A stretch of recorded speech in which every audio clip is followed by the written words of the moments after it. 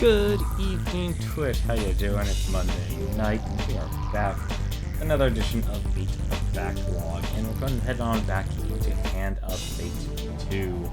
I'm actually really glad to go back to this game here. Had a great time doing the Game Sharks challenge, and even playing a little bit of Overwatch. I haven't had, definitely I'm not a huge fan of Moira's aiming. I think if anything though, that's because I don't adjust the mouse acceleration. I don't adjust my own actual settings and stuff. I'm sure once you do that, and it's great because actually in Overwatch they allow a lot of customization, so I can actually fix that with Moira. Maybe I could actually aim a lot or easier to track opponents. Because the moment they fall out of that little dot there, that's it. You lose that vampiric suck ability. But speaking of vampires and such, we actually should go back on into Hand of Fate 2. So let's boot that up and let's get right on into the game. The dealer's game. Really enjoyable game. I've had fun actually going through this game. Really difficult, really challenging. I've also played a lot of ARMS too, just as a side note. Before we jump on in that officially. Been playing that, and finally I've really actually been enjoying the Switch. Well, I may not have been able to get a lot of games from the Toys R Us coupon code, because I was... Lesson learned, if there's ever that sort of deal again, like a coupon code error, always order in-store pickup.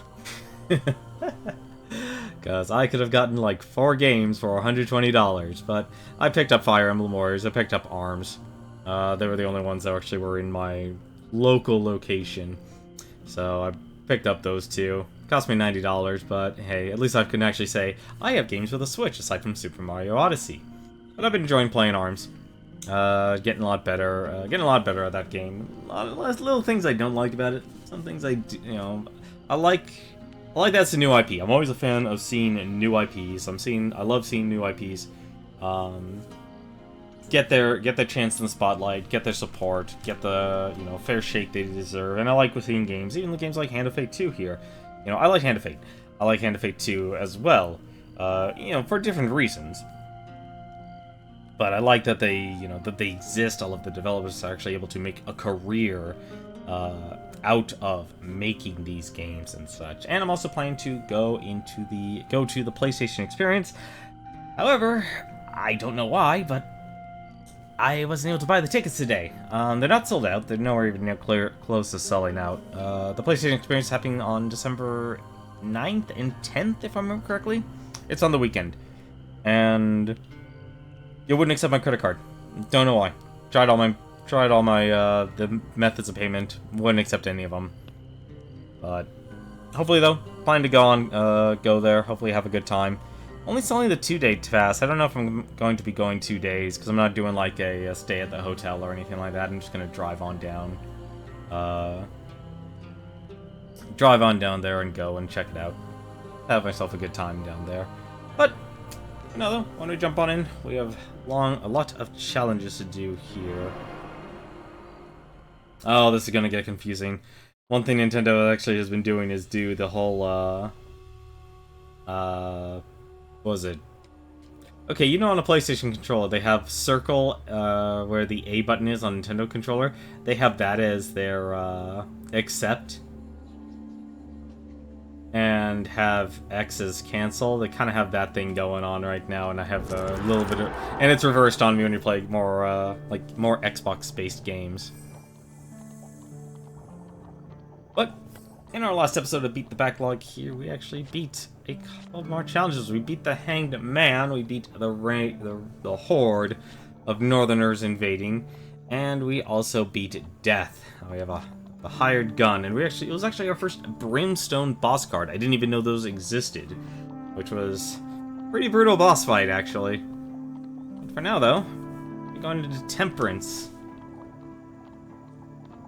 Let's see what this actually is. Temperance and tarot cards, I actually looked this up. Apparently it meant to be, balance in all things, but apparently a tarot card is balance in all things. When I first read it, I think like, oh my god, no alcohol.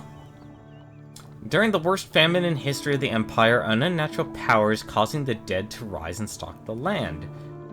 The famine has made food scarce. Avoid starvation. Destroy the source of the undead. So we're going to be fighting a lot of undead here. You know, we really don't give the soldier enough of, enough due. Things that give us food. So bad. You know, we'll take the Inn by Sea as our new card. I think one thing I'm realizing is with this game, and it's its strength, but it's also my main criticism, is that because you don't know what these cards do, it's very chaotic or very dangerous just to throw a bunch of new cards in your deck like you would be able to the old one. The old one actually encouraged throwing in random cards, because the end objective was just simply destroy the big boss at the end. This one here has the challenges tailored so specifically that you actually want to... I'll add this actually since it has a token. That you actually want to build your deck in a very specific style. We'll add the... Simply ask the old main for food. Let's see. I have a platinum card. Avoid starvation. Would be a bad one, actually. You can gain food from this? Hey, how's it going, Robbie? Oh, you should put the death arrow that you got in there last time. No, so it's not an encounter. We're still on the encounter phase. I'm just trying to think. What cards... You do like that one, don't you? It gives me food. I need food right now. Empire Fort is actually a pretty good one. Find the Wild is actually good. Friendly Innkeeper, I could just buy food. General Store. You were just thinking about it. I don't want to do Helpful Priest, he'll just take all my food. What's this? One Drunken Knight. You know, we don't actually do that one enough. Take that one. Also add... Oh, okay, Stirring the Mire's only equipment. Okay.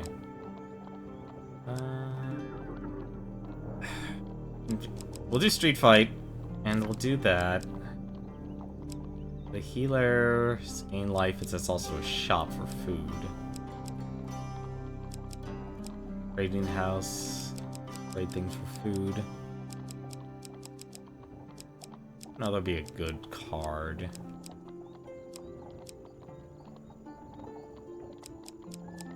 I need things that just give me food. Will give me food. Huh? Alright, we'll add Wetland Ambush then. Actually, no, we won't. No, Ambush is... If it's... No, we need things that just gain food. We'll go with that. Let's see here. Did we have Death's Arrow? Is that an equipment? Reaper's Arrow. Okay, so it's a, it's an artifact. Let's add Reaper's Arrow then, since you want to add, since you said you want to add, the Reaper's Arrow. We'll definitely add the Armor of Gluttony. That will definitely help us, starve. We'll also add the Pious Robes. That will also be very useful. We'll add... Let's see... Raining Rebirth? When skeletons reanimate, they drain life from enemies around them. Avoid failure. Unblast. Did it say corrupted or... Okay, it's undead. It's specifically undead. Let's see. What's good at killing the undead? Corrupted. Don't know what Coward's Bane does. That's also corrupted. Harvester Blade. That's a big axe. Holy Mace. Humble Hammer, what do you do? I'm gonna gain, like, a lot of fame. Oh, I'm dead. Sacrificial Blades, perfect. Make the minus food option in Twitch. You're free to make the decisions you wish. You're free to make the decisions you wish. I am not going to stop you in that regard. I will add for money. Actually, no, we'll do that. That's actually perfect. We'll add the golden items. Yeah, we'll add the Holy Mace. Relying on... take a DCS Charm too. But you want to take Reaper's Arrow, so let's take Reaper's Arrow. Armor Gluttony. I need a helm. Gambler's Hood. I'm curious what the Imperial Helm does. I do want to add a couple of things. Where are they? Food, we'll take that. I don't know what the others do.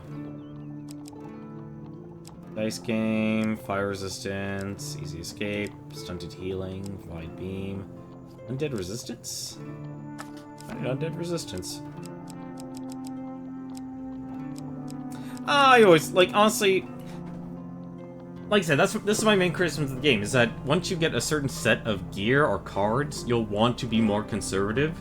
And with the way these challenges are shaping up, it's becoming a lot stricter. There's not as much room for error. And that to me is the big, you know, I guess bugbear I'm having with this game here. What's this here? Blast 40 Empire enemies as a block. Okay, now we're not even gonna be able to fight. We're not even gonna be able to fight that. I guess. I don't have anything that's undead. Let's bring money then. Actually bring... And... a shield.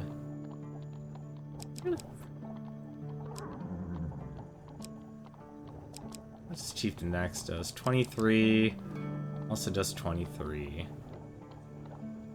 Yeah, well... Hammer or helmet?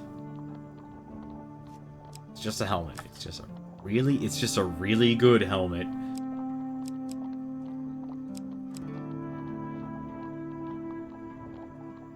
I guess we'll take...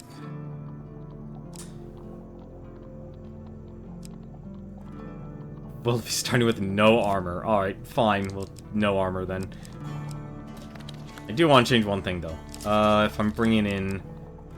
Okay, tart slides and exotic pies. That's actually really good.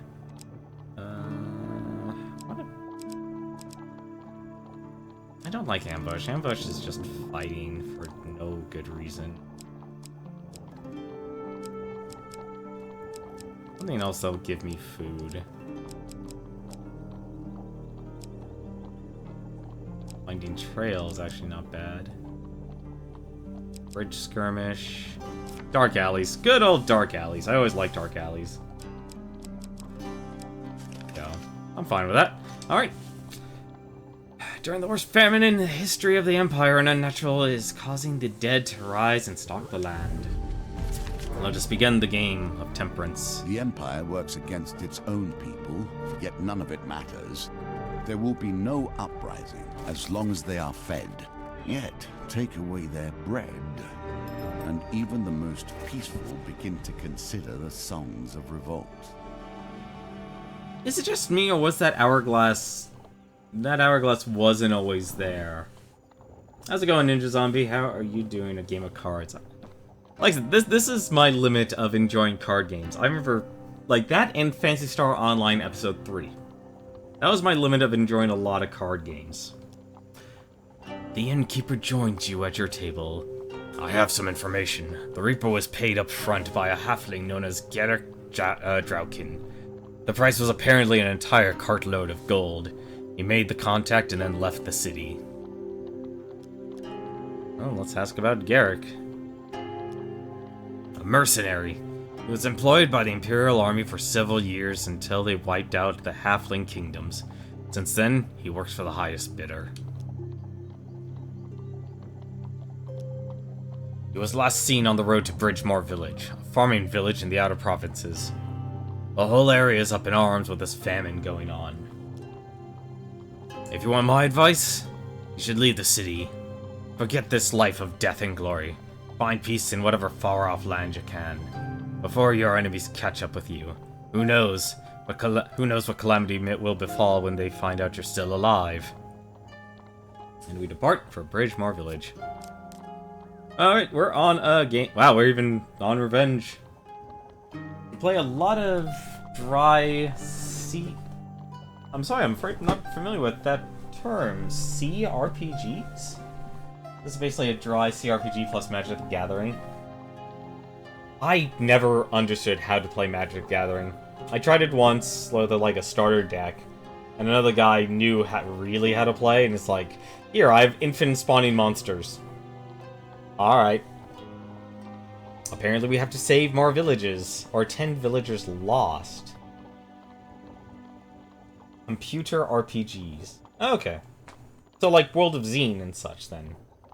It's been that long since I played this type of games. And the voting begins. In a world that has lost all of its wonder, violence, muscle, and brute strength still remain. So like the usurper in all its ways. You are cautiously approached on the trail by a group of farmers. Greetings, friend, one of them begins. Are you in need of some supplies?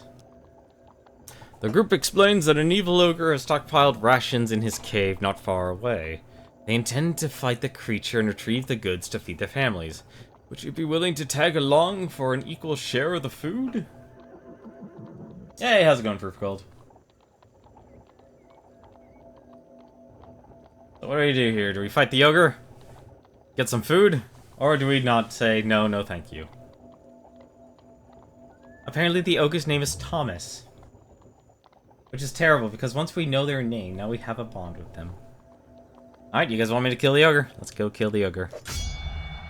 You set out at once for the ogre's lair. Along the way, they explain exactly what sort of beast is awaiting you. Cassius, the baker, told me that it broke into a shop last month looking for food. It set the whole place on fire while raiding the oven. Let's listen to more stories. It ate my nephew's dog right there in front of him. Little Joseph was out collecting firewood when the great hairy beast plucked his dog off the ground and swallowed him with one bite. It's huge and nasty, the taller farmer says. My cousin saw it eat 5 live chickens in a single bite while it was stealing his cows.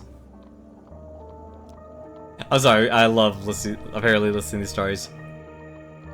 The mayor went to visit his prize-winning horse last week and found nothing but in the stall but a torn saddle. Not a drop of blood. The beast must have picked it up and eaten it and taken it home to eat.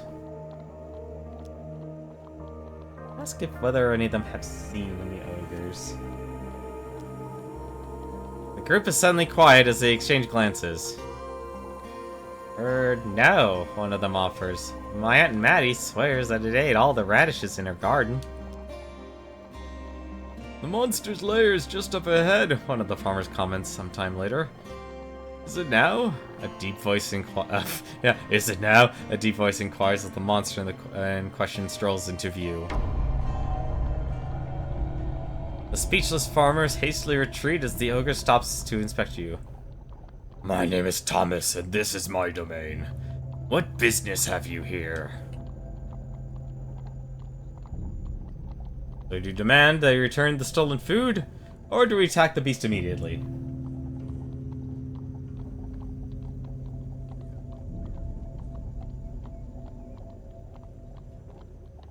But how are you guys doing tonight? Hopefully your weekends was actually very good. Alright, you guys want me to ask what is going on here? I've stolen no goods from these humans. What food I possessed I earned with my own hands in this forest. Your desperation does not give you the right to take what is rightfully mine. The farmers managed to find their voices, throwing all manner of accusations at Thomas, who merely shakes his head in response. Believe what you will, warrior. but know that I will defend my home. He lifts his weapon purposefully, saying, I may be more reasonable than most of my kin, but thought without action is pointless, after all. Well, we have a choice to refuse to fight, or we can fight the ogre. This is a hairy predicament we put ourselves in. But, so is the life of an adventurer. Oh, nice. Robbie wants me to refuse to fight. Zombie wants to... Alright. Alright, you guys want me to fight the ogre. We're fighting the ogre. Thomas, I'm sorry. Thomas prepares to fight, saying, you must do what you think is right, of course.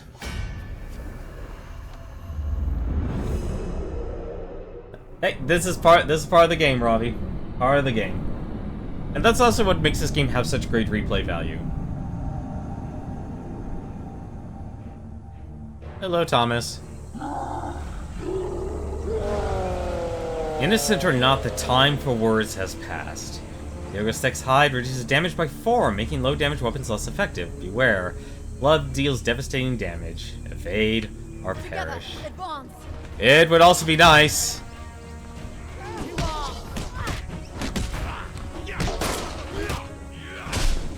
Oh!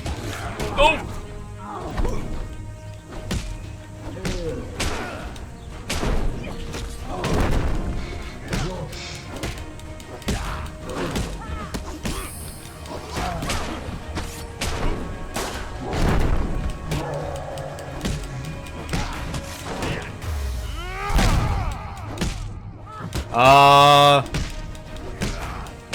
Okay. I was about to say, there's kind of a glitch going on here. Thomas's Bane, that was apparently an achievement.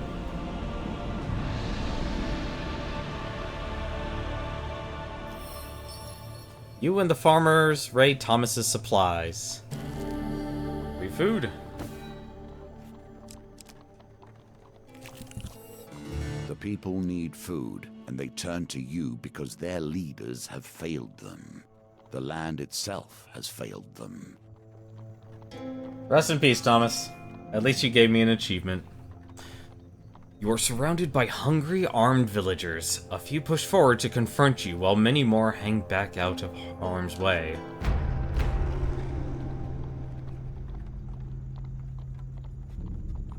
Please, my children are starving. Every food you donate will feed 2 angry villagers. I guess I can't, so I guess this is one of those things where I have to, or we have to decide. Oh, this is gonna be one of those missions where basically we can't lose all those villagers. So basically the villagers are basically gonna be fighting us as well. So any chance we're gonna have an opportunity to fight villagers.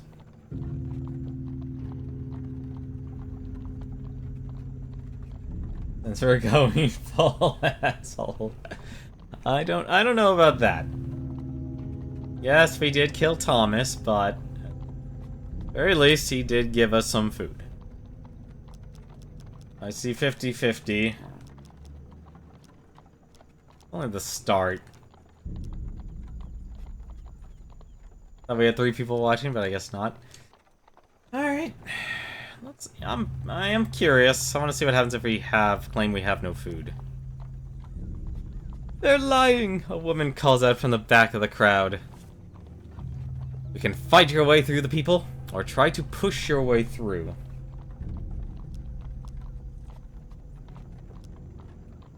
Alright, let's try and push our way through. The crowd moves forward, tearing at your clothes in packs. Oof. Oh my god. You do what you can to protect yourself without hurting anyone and flee. You hope they manage to find food somewhere, somehow. You lose Estrella for 3 turns. Oh, that was bad. Of which... I'm actually curious here. What's the equipment we can actually buy? And of course, because it's a famine, we can't buy food since they have no food. That's That's a nice touch. That's a nice touch. Exploring the wilds. With no idea of the lay of the land, you do not know what lies ahead of you. It's fine. We'll be fine. At least we have food to heal.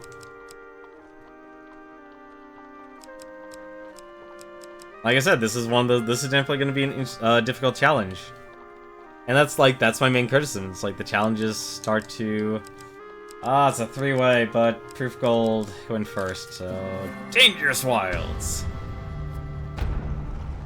The wilds are home to many rebel, criminal, and beast. Fighting the Sex of Steel. I forgot what I had to do with this card, with the hammer. I think I had to bash shields? I think it's bash shields. Let's bash some shields.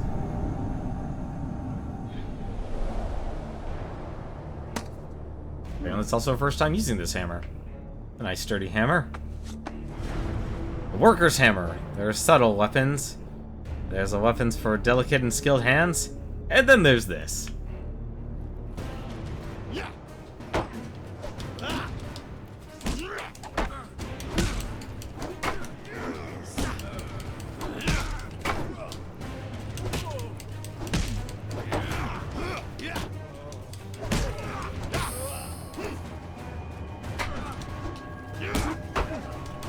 Don't you even? You're all terrible people. Beat you up with my hammer.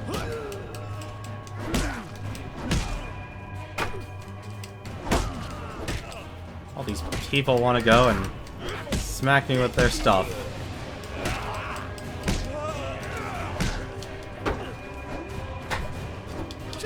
One thing I have learned, though, from this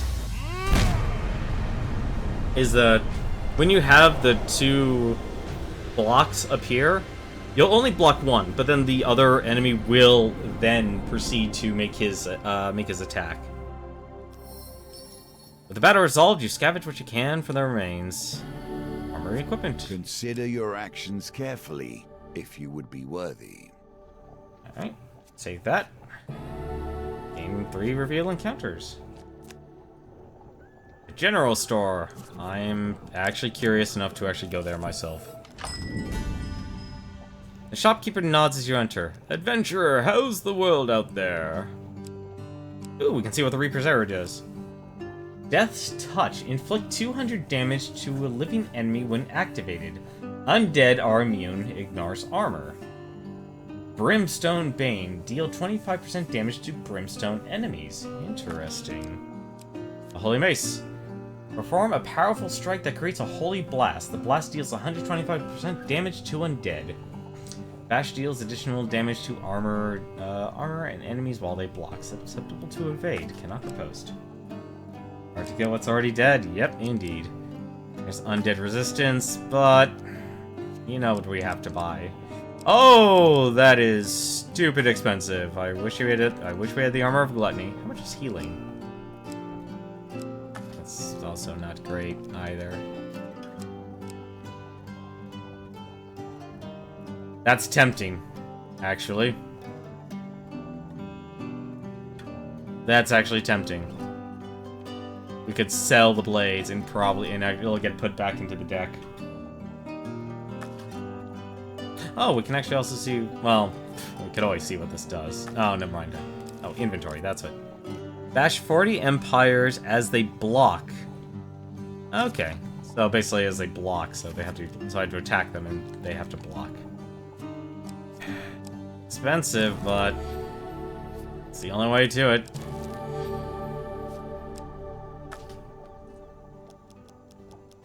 Alright, let's leave. Seek, but do not starve.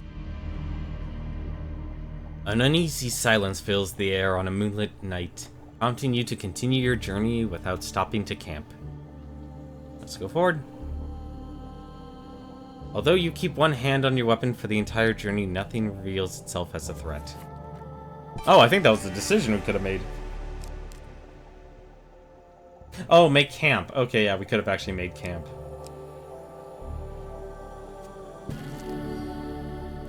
Oh, thank God, the blessing. We thank you for the gift. You feel cold stone against your cheek, head pounding, you open your bleary eyes.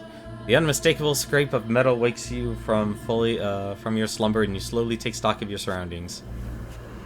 It's been a while since we've done a labyrinth card. Wasn't your choice? Oh well. There are other opportunities.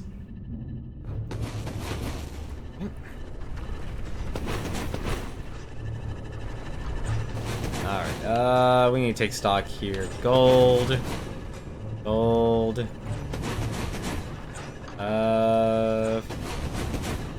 This is... okay. Alright, we'll go this way for now. Hang on a second.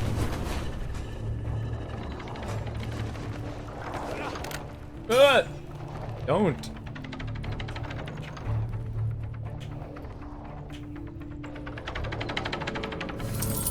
Gold. More gold.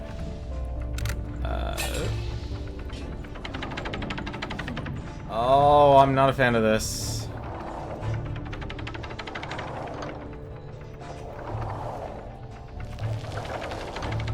Okay.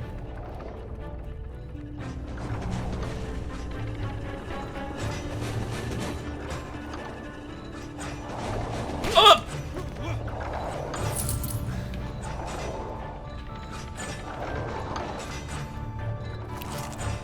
Food.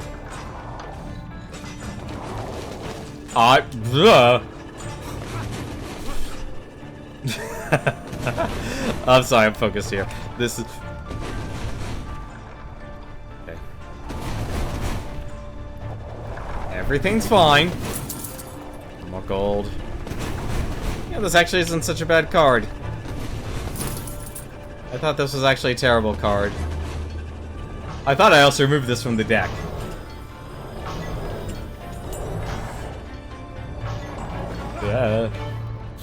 I think I still have... no, we took care of the center. Okay, we're done here. And we're out of here. I do a good job killing myself every single day of my life. But at the end, it is your choice. You follow the stairs upward until you emerge in a forest, the morning sun burning your eyes. You fumble in your haversack for something to eat. Happily, you find a half-eaten pasty, and you try to find your way out of the woods. The well-fed are unpredictable. The hungry always seek a meal, through force if necessary. More hungry villagers. We need food. We can claim we have no food. Give them 1 food, 2 food, or 3 food. So basically, the objective for the golden token is we can't kill these villagers. I have a feeling that if we do claim we have no food, we will die. I can tell you that right now as a fact.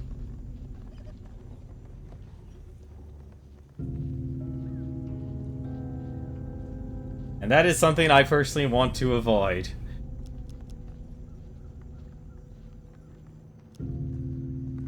You hands out some food. A few villagers grab what they can and run off. Having dealt with those villagers who are the most aggressive and desperate, the remaining mob reluctantly allows you to leave. Okay, so apparently appeasing them is fine. But we have a street fight. We can fight Northerners, we can fight Empire, or we can fight some thieves. We would probably be best suited to fight either the Northerners or the Empire. Thieves would actually probably take us way too long. Will hopefully yield us some reward. Fight the Empire, see fight some fight some thieves.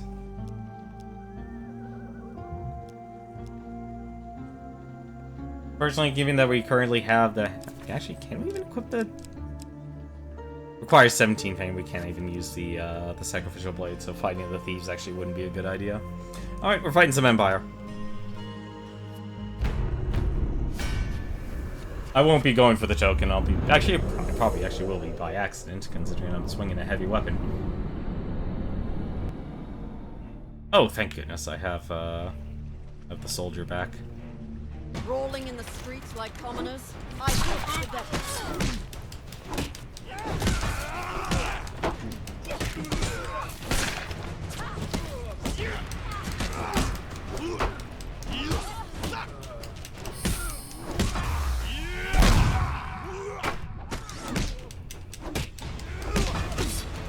Damn it.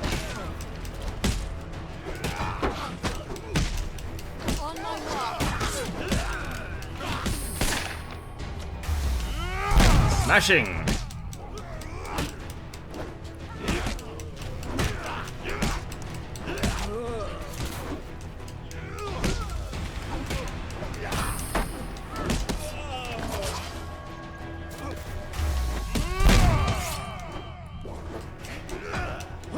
Oh, she execute. I didn't know she put him in execute status. That looks painful.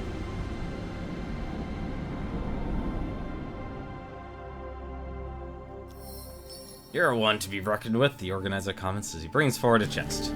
5 food, thank goodness. And 10 gold. More gold! If only the villagers needed gold. Yep, no. Exquisite blade.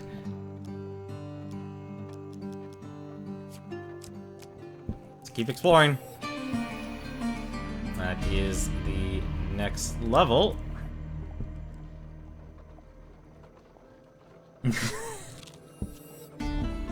These tokens represent the expansion of the game.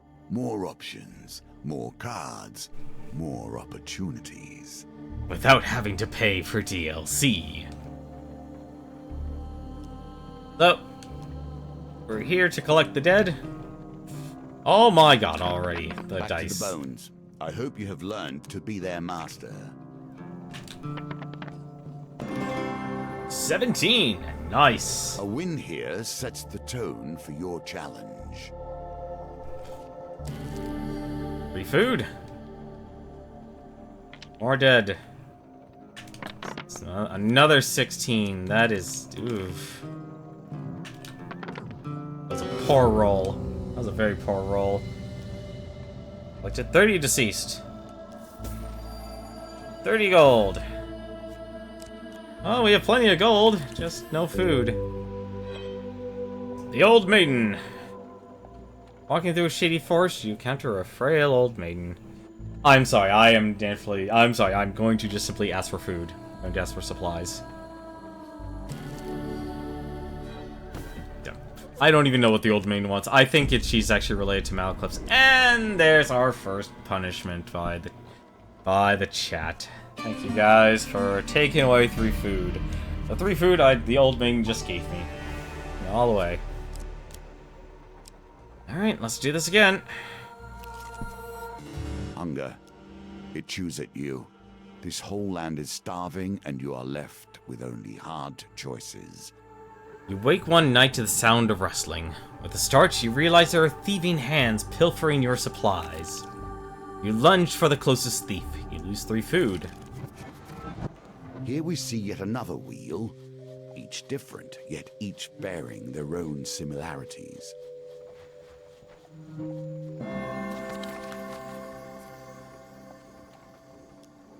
You catch Should help. You catch the thief with his hand in your supplies and quickly snatch the bounty back. You easily hoist your attacker off their feet with they're no common bandit. You are face to face with a dirty, sickly child. Please, he stammers. They can't feed us at home. We have to take what we have just can get just to survive. So, we can offer them some food, or we can give the child nothing.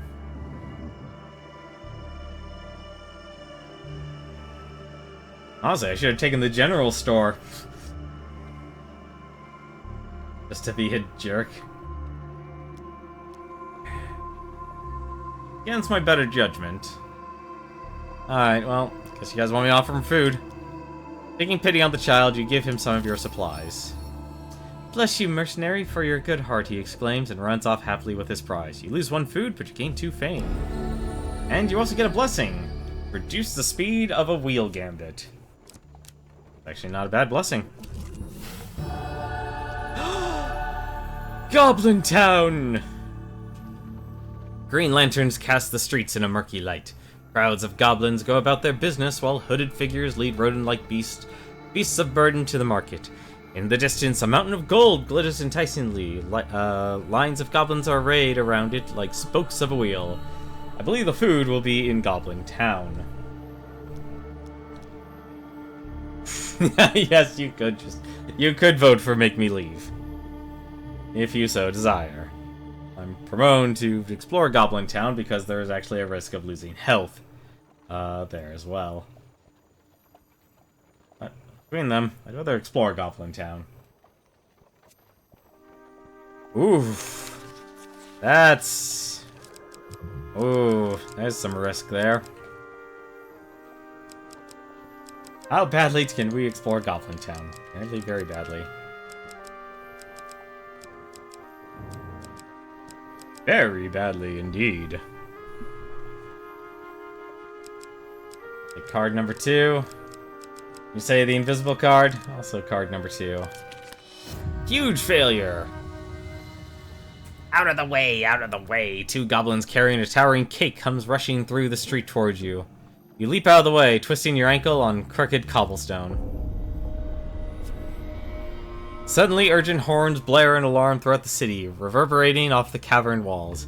Goblins and hunted folk alike drop what they're doing to rush towards the exit tunnels or jump into portals popping up here and there. The ground rumbles underfoot as a choking black gas begins to seep into the cavern. Pack your things and hurry towards the nearest exit. We're getting nothing from Goblin Town. More hungry peasants. Oh my god.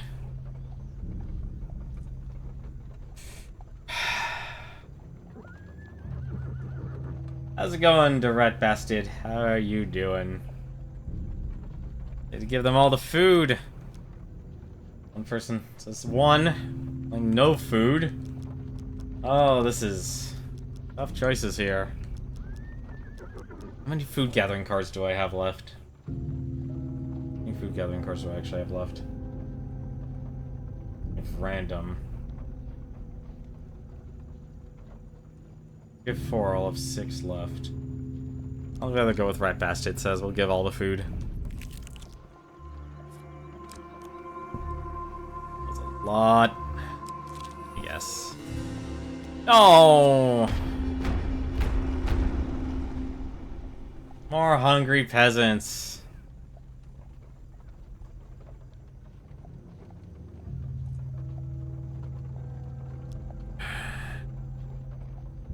It's not a bad option, honestly, giving them 1.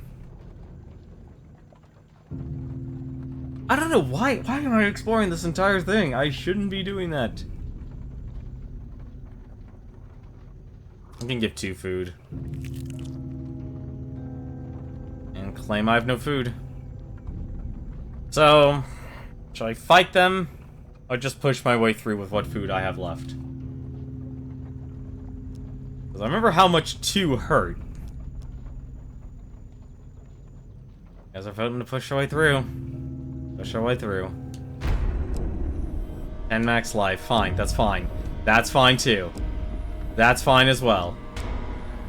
Fine. I'm okay with that. Okay, that's fine.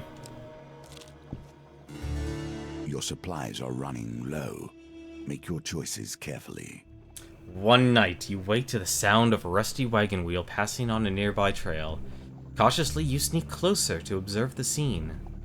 A dredge of skeletons is slowly dragging a wagon full of corpses through the forest. They seem oblivious to your presence as they continue their journey. Do I attack them, do I follow them, or do I ignore them? I'm actually curious about this. It's a very interesting decision here.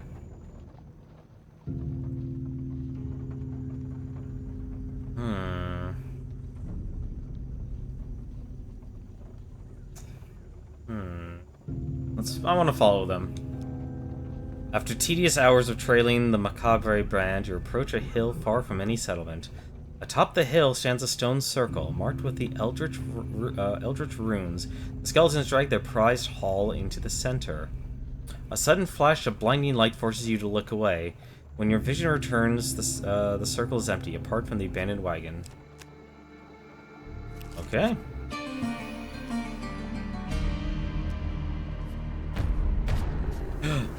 The undead, they're striking. I think the hammer specifically wants Empire. Like more. Oh! Okay, they throw stuff.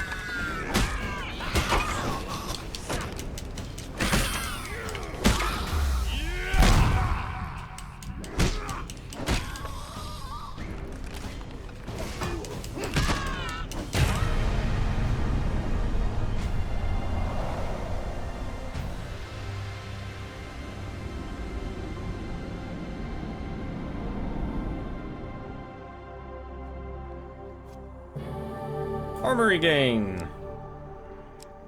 The Holy Mace. Complete the High Priestess with this item and 12 blessings. A weapon of blessings and questions. Alright, let's go with the Holy Mace then.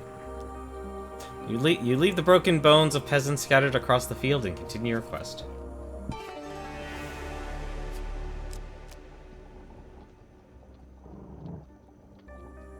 Yeah, but that's part, like I said, this is part of the journey though, is having that Twitch integration and to see how well it actually, goes with it. Makes every person's experience even all the more difficult. I mean, honestly, I would like to beat the game because the purpose is to beat the backlog, but then again, I have final say on everything. I could, basically, if we fail the challenge, I will actually then have the mindset like, alright, I'll override every single person's vote just to beat the stage. Because the only thing you'll be doing is like, okay, you make the game longer, which I'm fine with. I actually like playing this game. And I get to have more fun playing it. Tarts, pies, and exotic lies. To your surprise, you chance upon a wooden cart stacked with pies and fruit. Your stomach rumbles at the sight. Hungry peasants surround the cart, counting their coins worryingly. You sense the prices may be quite steep. The old farmer hawks his wares passerbys. Tarts, pies, and exotic lies. Chester nods glumly as you approach. What would you like to buy on this terribly dreary morning? I'm sorry, I'm going to buy pies. We're buying pies first. As always, the pies have been selling steadily today. Chester considers his coin chest for a while, before he finally decides on his price.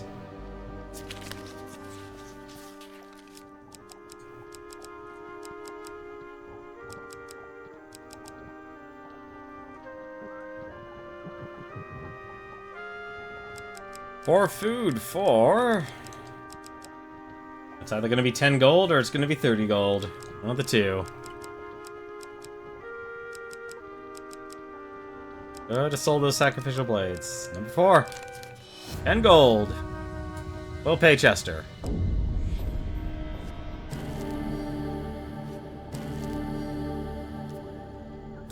Chester passes you the pie, then he moves on to another customer. Sorry, chum, times are tough. I got to give everybody a fair share.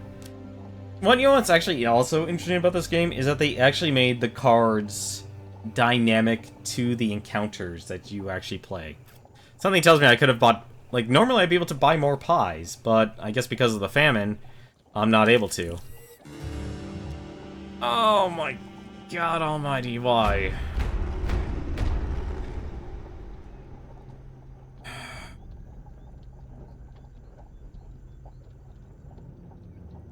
This challenge is brutal.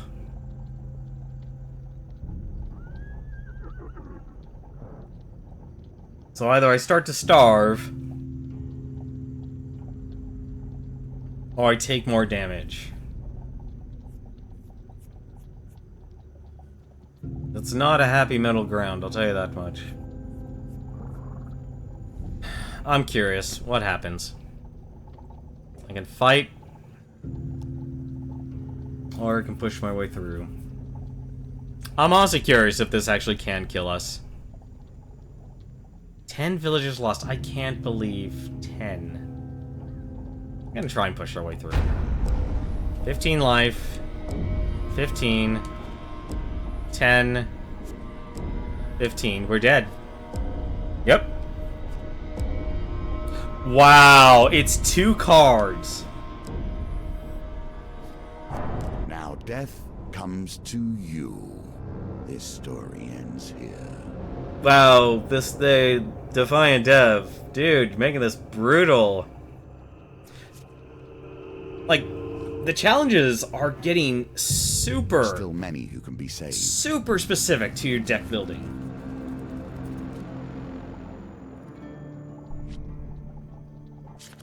Like, that, if anything, is honestly the biggest critique. I think it goes so hard in one direction that it doesn't...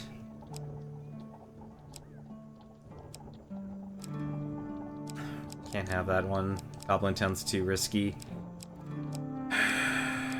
We need things that also give us money. Well, we actually technically do have things that give us money.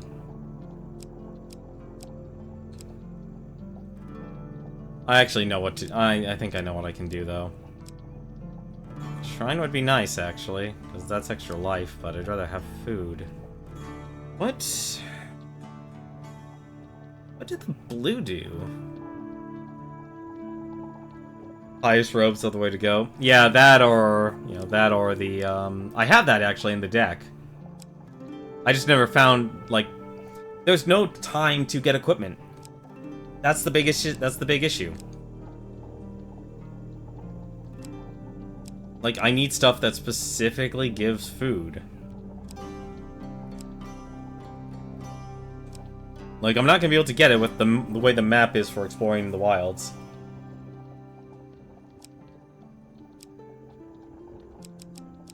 Like, I think I just need to just focus on things that will give me food. Apparently gain food is one of them. Not gaining anything, though. So I'm not gaining any equipment, so Gnomish Exchange would actually be more painful than helpful.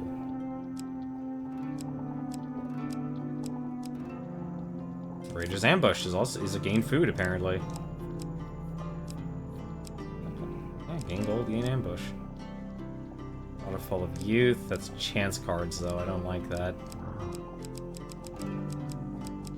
Like, that's honestly the biggest issue, is basically a lot of these things are so specific. General store... Actually, where's the healer? I think healer was in the back of the deck. I think the healer actually be a better option. In life, remove curse, revive companion, and it's also a shop. Results influenced by what is available to buy and sell in the shop. Oh, I guess we'll take the general store then. That's probably a safer bet. Alright. Every single card here has a gain food. Maybe go Shrine for Platinum. That's not a bad idea. It really isn't a bad idea. Yeah, let's get rid of Street Fighter. I wonder what St. Tala's Day is, actually.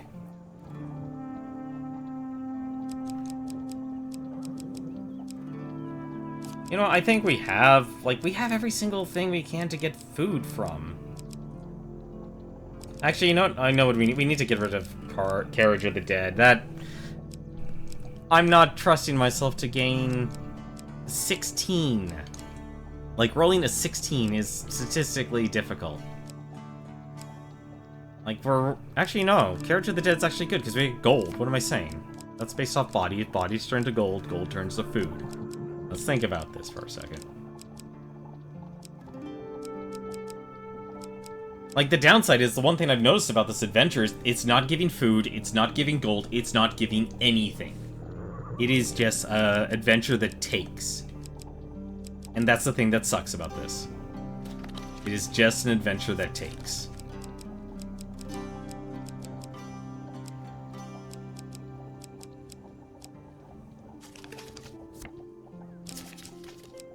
We don't need Reaper's Arrow anymore, so... that would be completely useless. Adesius Charm. So we're gonna take Adesius Charm. What that, if we actually can find it, what that actually will do, it's increase an aura that lasts 60 seconds. Activate, gain +1 food for every enemy defeated, excludes undead. God damn it. Never mind. Let's try Lion's Heart. I don't know what Lion Hearts does, but it might do something helpful. Assuming that actually... oh, right, that's actually one other thing I wanted to put in the Frontier bar, but... anything that will help... help... I'm gonna use Rusty Weapons. For this in, but on the Merchant's Ring will hopefully aid us in our adventure.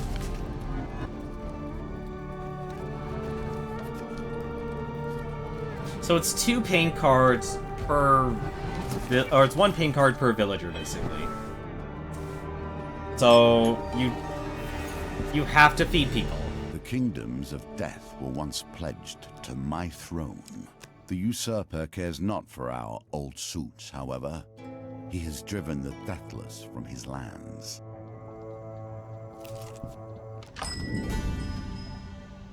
Welcome back, my friend. The innkeeper greets you warmly. You travel with company, I see. I shall gather extra provisions. Now that we are such good friends, my prices for you are as low as possible. Buy food. Buy food for 14. Buy food for 1.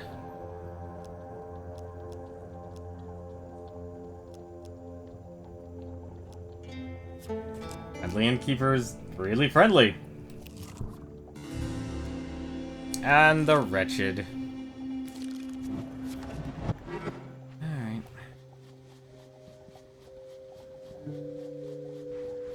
No! Ah, bollocks.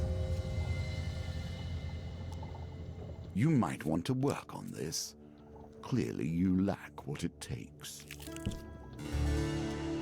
Hungry peasants.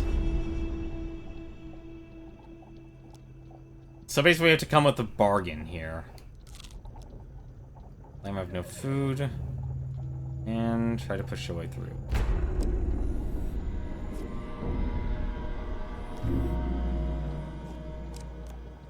Why don't those stupid thieves just rob the inn? Okay, this is getting... and troubles in the north. So it begins. I'm sorry, I'm a little upset that negative food was the result. I know you guys are trying to kill... I know, Robbie, you're specifically trying to kill me, but honestly, dude, that... I'm honest, like, if we get another night of just consistently dying and failing, I might actually turn off Twitch integration because of that, because... if your intentions of malice have been nothing but a thorn in the runs. Like, it gets fun at times, but honestly, it also hurts a lot. It really does. Like... and it's because it's such, like, it hurts even more because it's a small scale, obviously. It's because I don't have a lot of people watching. But at the same time, man... like, there's... what did I expect? Honestly, I had no expectations. That's the first thing. But then but you've already said you intentionally plan to do this full of malice. So... Oh, you make a poor apprentice. Cultivate focus. No, I didn't. I never said I live and die on Twitch chat. I never live and die on Twitch chat. I am allowing the Twitch integration, which will help actually tell developers and such, is like, hey, this is what is a strength about the game, this is what a weakness is about the game. It's about testing things. And that's the important part about, you know, games like this that actually try to include some sort of Twitch integration. And these are lessons developers have to actually become aware of.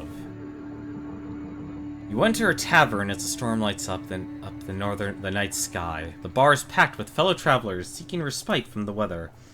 As you make yourself comfortable in a relatively dry corner, a band of northern raiders kick in the doors. Prepare your souls for cleansing, godless heathens. Ready your weapon.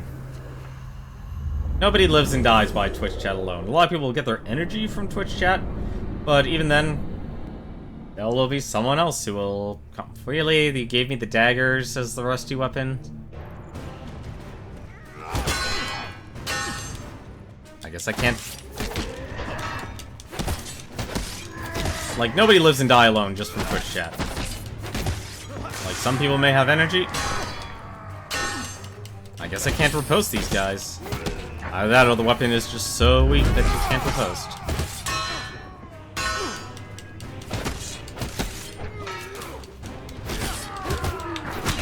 Aw, really?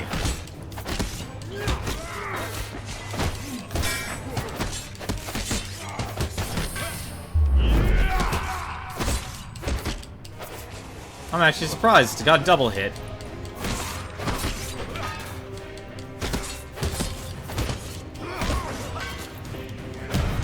I'm switching to the shield. Although, to be fair, it only gave us on negative on this one. It only gave you negative on the last one?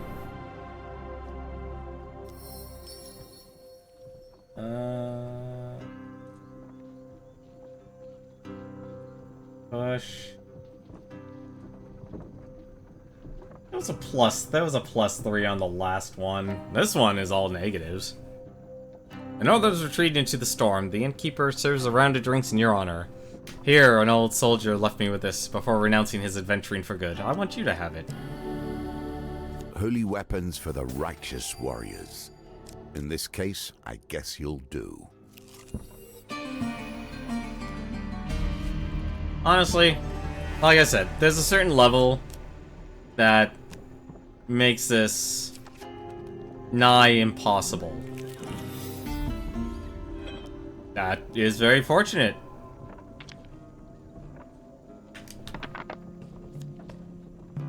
Uh, 16.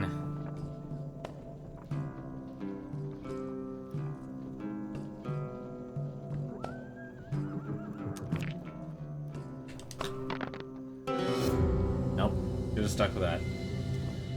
9 deceased.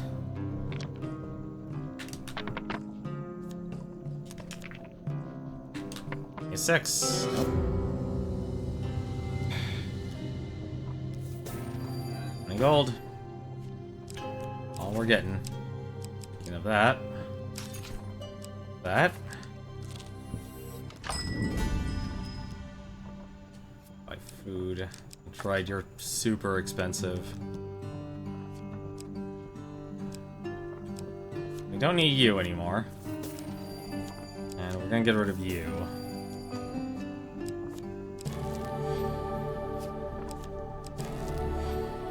Actually, I didn't even check what the equipment was. I'm a fool. Lionheart, what do you do?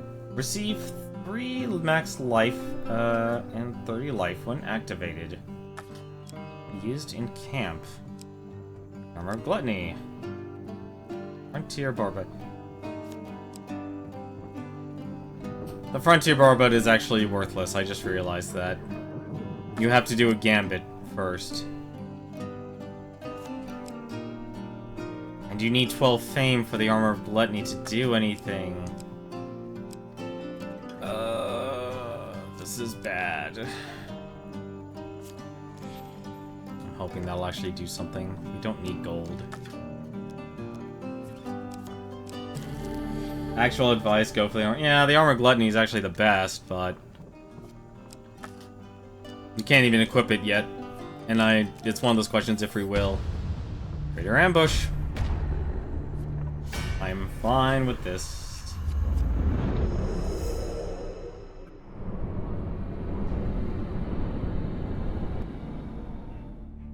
Like I said, the smaller amount of people you have, the more it becomes a lot more important. Yet we will press on regardless.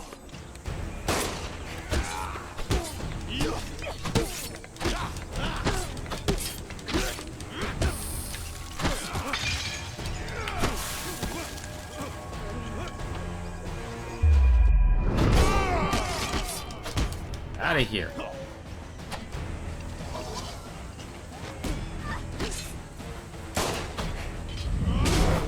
Let's cute. Love the fact that we're using this rusty sword.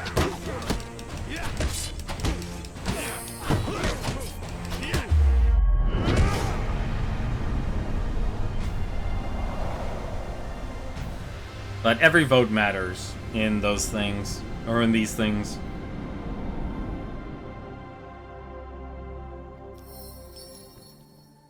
Search for spoils. Right, it's a chance gambit, and you can lose stuff too. I forgot about the Raiders ambush. I was like, so that was the card voting. Can be good and can be bad.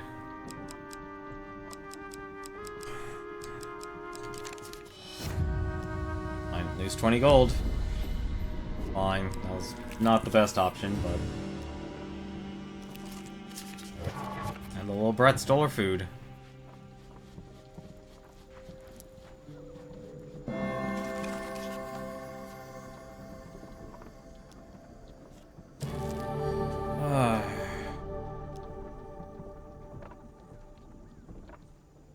Gonna give him the one food. That could have been useful a long time ago.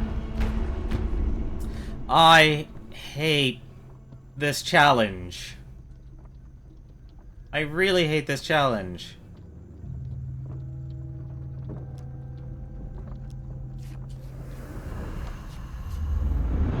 Forget the gold token. Forget it. We're not doing it. There is no way. Not with the cards we have in this deck. There probably is a way to do it, but not with the cards in our deck.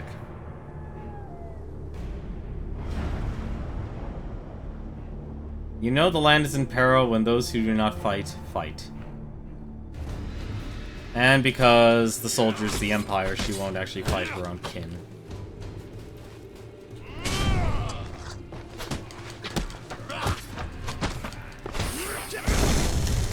Okay, they have bombs.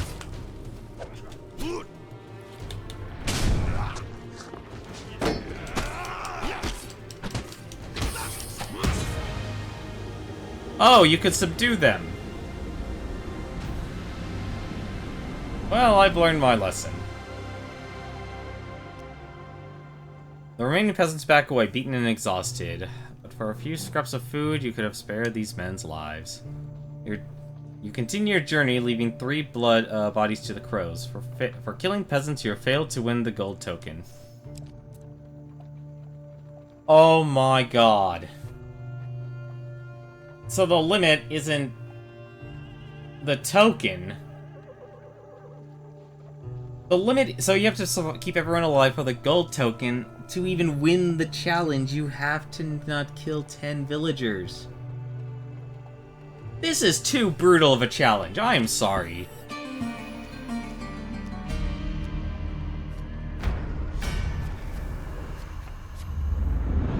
Like, even if you take out the Twitch voting, and this is doing every single challenge with the exception of getting 1 gold token. Like, that if anything is my big complaint. Later on, this game becomes so specific in its challenges. How many times are these guys gonna reanimate?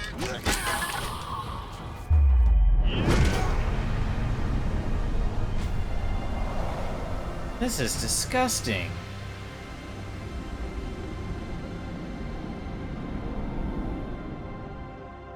Like, it goes from one end to the other. Would you like to equip the exquisite blade? Sure, why not? Because I can.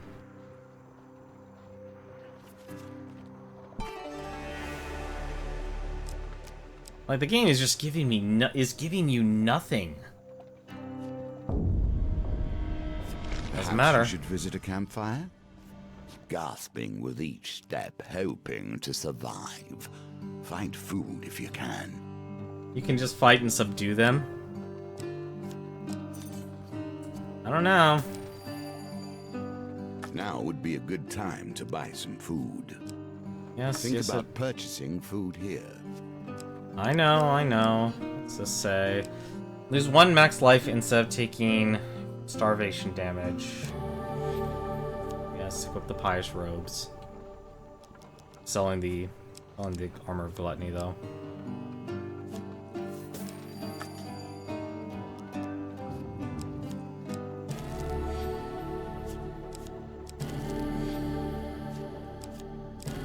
Like, it takes a stupid amount of RNG luck just to get the right encounters at the right time.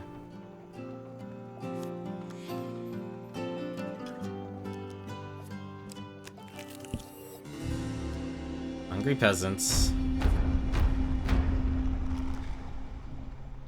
This is the dumbest challenge. Yeah, I'm getting out of this challenge. There's no way. If I can't get the gold token, there's no reason for me to stay here. General store, You should buy food. You can't, of course. Your ill planning shows itself in so many ways. No food and no money to buy it with. Well, at least we get these very rare voice clips. That's always a plus. What does this one have? Lionheart, the exquisite blade. I do like that they recycle the items, though, in the deck. Tarts, pies, and exotic lies. Tarts, pies, and exotic fruits. Can't buy anything. She smells death upon you. Death promised but not delivered. Death whose time has been delayed. The sky is unnaturally dark as you approach the ruined graveyard. A cloaked figure stands amid the crumbling tombstones. Despite your stealthy approach, it turns to watch your arrival. A death mage. The living have no place here, she rasps, the breath leaving her body with some effort. Though you will make fine source material for another minion. She raises her staff, and undead rise from the ground.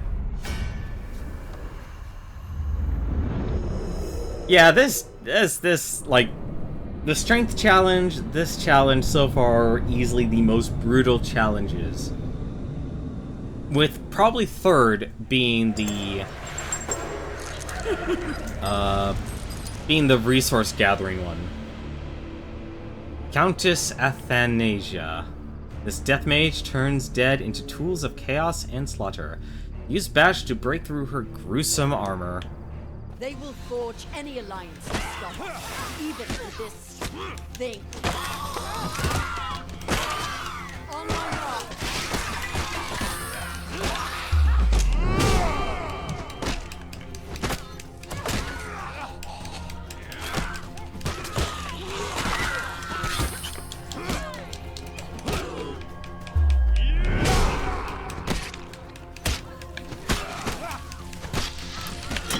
There's the armor. I was wondering about that.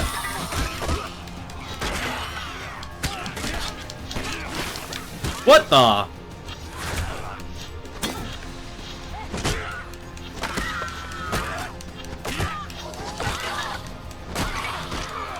Tired of dealing with your stuff.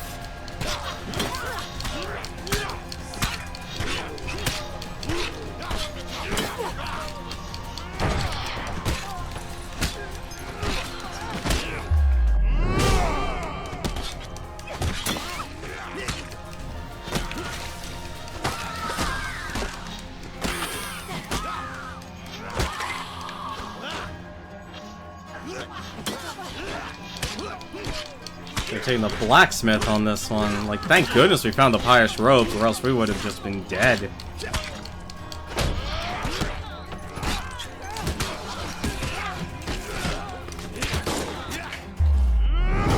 Oh, let's execute. Execute! Execute!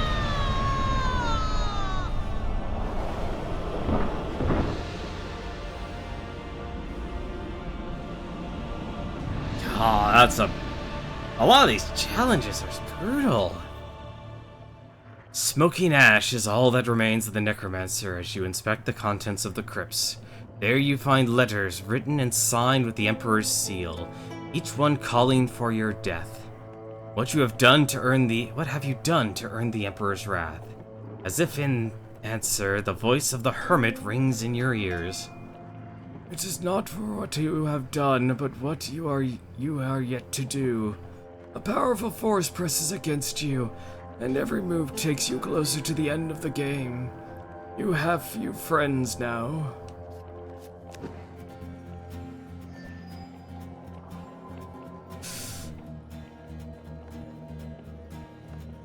It's not completely your fault, but it is partially your fault.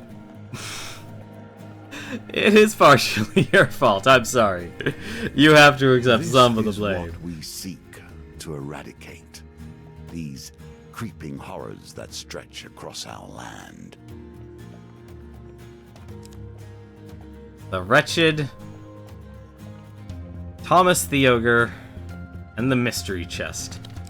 And I say it's partially your fault, just simply because every single time you've been here, you have done nothing but vote options that will kill me. And I understand that. But I honestly didn't expect this game, to be so specific in its challenges that if you don't build your deck a very specific way, and if you aren't lucky enough, especially with the later end of these challenges, because it used to be like, okay, get to the end, there's a challenge, but you could survive, you could do well enough. The very stressful challenges like this, strength, I'd honestly argue that this is more difficult than the strength challenge. Because the strength challenge, at the very least, you fight. Your skill in combat is tested. And there are more ways to regain life than there is currently to gain food.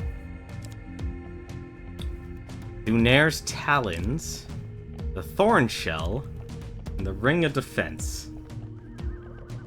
The Death Challenge went well because we voted. Yeah, those more items that gave max health, and we also got lucky on the RNG as well. And the game, like the other part is, the game actually did go out of its way to give us items. It gave us gold for the Death Challenge, and that in turn we were able to buy items, buy blessings that also aided us in the challenge. There are very few times the game actually gave you the max health, the max life upgrade, but we were able to acquire other things. Some of the extreme challenges, however, Temperance, Justice, that's actually the one I was thinking of. Justice is brutal. Strength is absolutely destroyed, but a lot of the earlier challenges, it's like, it's, you know, tutorial land. Now we have to worry about Satan himself for some reason. Yeah, we do, unfortunately. Well, let's see what the devil challenge is. We have no companion. I also remember this devil card. I can't remember if this was it was probably a terrible card, but I can't even remember it. 4 lives hang in the balance as a mysterious stranger offers help. For a price. Be prepared for chance card games. Prepare for combat against the Empire. Okay, well, if we fight an Empire, then the Worker's Hammer comes on in. And from the outset, let's just do this. I'll go backwards here. We're fighting the Empire. Oh, things that bash. What's you? No, that's right, your card. Oh, so just also let you know, there's also challenges that actually that make the game, or specific challenges in the game, more difficult. So like this one here, High Priestess requires 12 blessings. Encrusted Mace, the Empress challenge. So if you want to make like the game super hard, you want to bring those items into the mission. You know, why not? Let's throw the Harvest Blade in. Daenerys Challenge. Broad Shield. Dual Daggers. Honestly, I'm at the point I'm always taking the freaking Exquisite Blade and Golden Shield just for gold. Like, I know that sounds terrible, but it feels like that's one of the best things you can do. Alright, Gluttony, just take the armor. Just take the armor of Gluttony.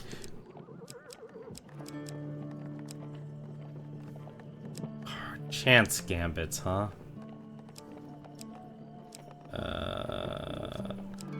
Avoid failure. Alright, Mask of Holy Fortunes it is. It's not dead. We're fighting empires. Use bounty. Ring of defense. I'm guessing that just gives 5 defense. Ring of food. Ruby ring. Sacrificial bond. These Thali. Tiger's eye. Well, it says card games, so we're actually in a position to not really worry about a lot of this, so... Take the Ring of Defense. It's actually... What? Only 6 cards? What?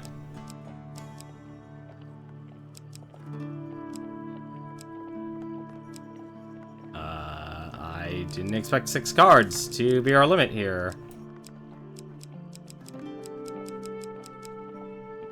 Yeah, worst case scenario, we actually fight with, shuffle less. Down to a minimum of 1 shuffle. It's not bad. Although I don't understand why the shuffle less seems to be worthwhile. Because you're still guessing.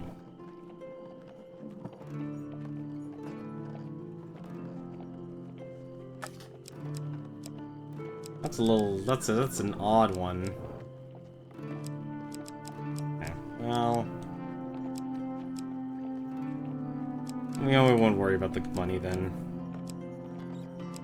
The Imperial... What's this say? Alright, a one-handed weapon. We would have to build for a one-handed weapon then to get that. Alright, I'm willing to do that. I'm willing to build for a one-handed weapon. Let's try... Let's Shield of the Eagle. Ooh, actually, I'm interested in the Broad Shield. Let's try that. Do we have any anti... I think flame... No, that's 165% damage to Northerners. They're no good. Oh wait, no, there's the Archer's Bane. What am I thinking? Archer's Bane does extra damage. And we'll start with that. This is gonna be a short challenge. Gonna be a very short challenge. Oh, might as well try St. Tala's Day then.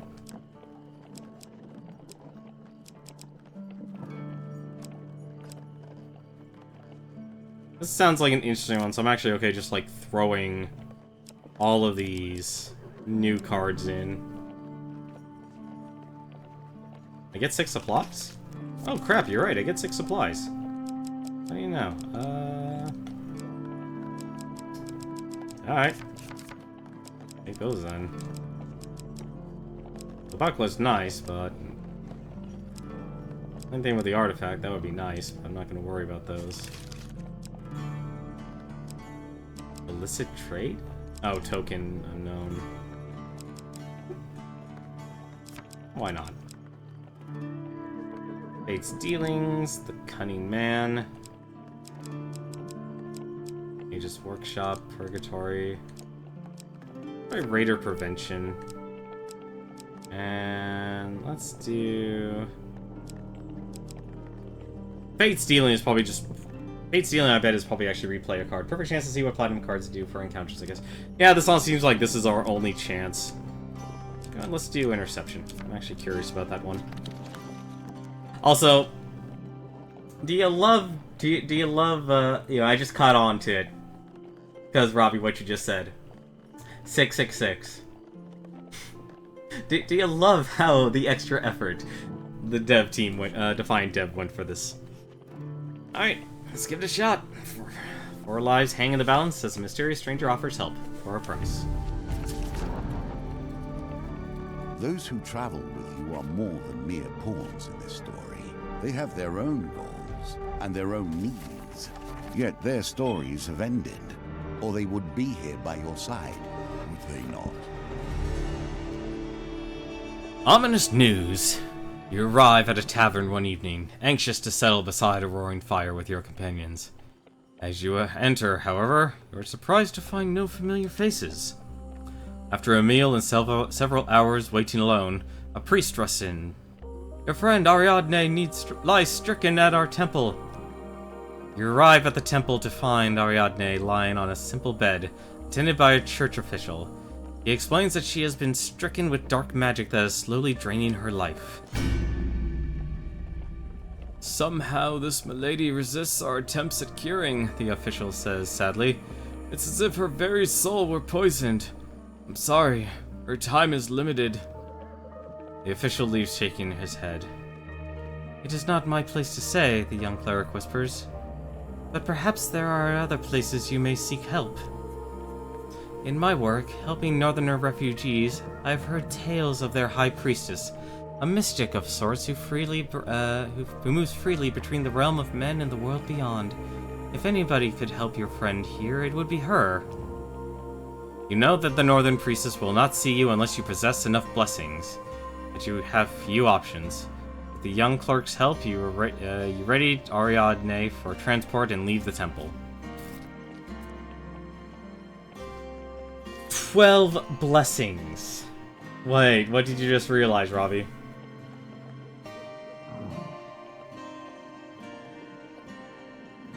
Zero out of 4 blessings. So in other words, this challenge is all about getting blessings. Well, we're not getting the gold token on this one either. Let's move on. Borders move when power is placed upon them. Can you hold that power back, or will it fall with you? A peasant approaches you and says, Great warrior, our village has become a regular target for the northern raiders. They set up camp near our village. There's no need to kill them all. If you incite enough fear, they will leave us alone. We have little to offer, but I'm sure we can find something to give you for your troubles.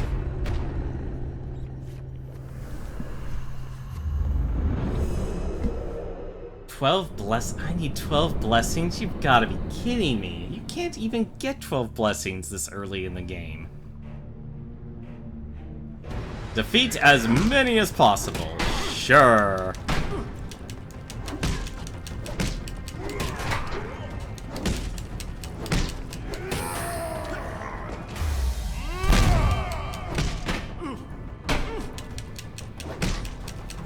Beat you all with a bloody mallet.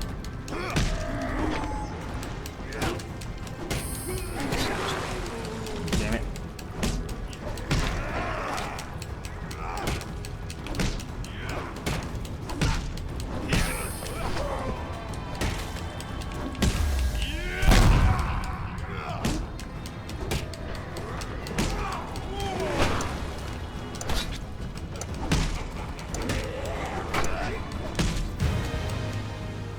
Beat 5 of them. I don't even have any. I don't have enough stuff that actually get me enough blessings. You tell the peasants the cowardly northern raiders will not bother them any longer.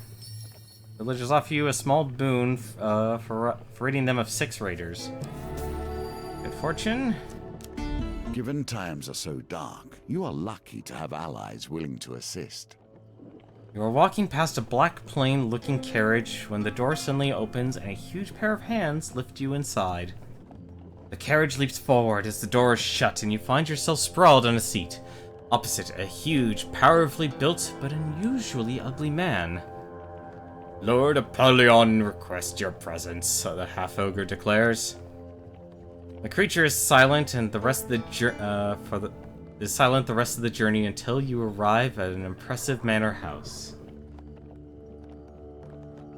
The Holy Mace requires 12 presses on the priestess. Yeah, that's actually one thing I noticed as well. You exit the carriage and are brought into a large hall for an audience with Lord Apollyon.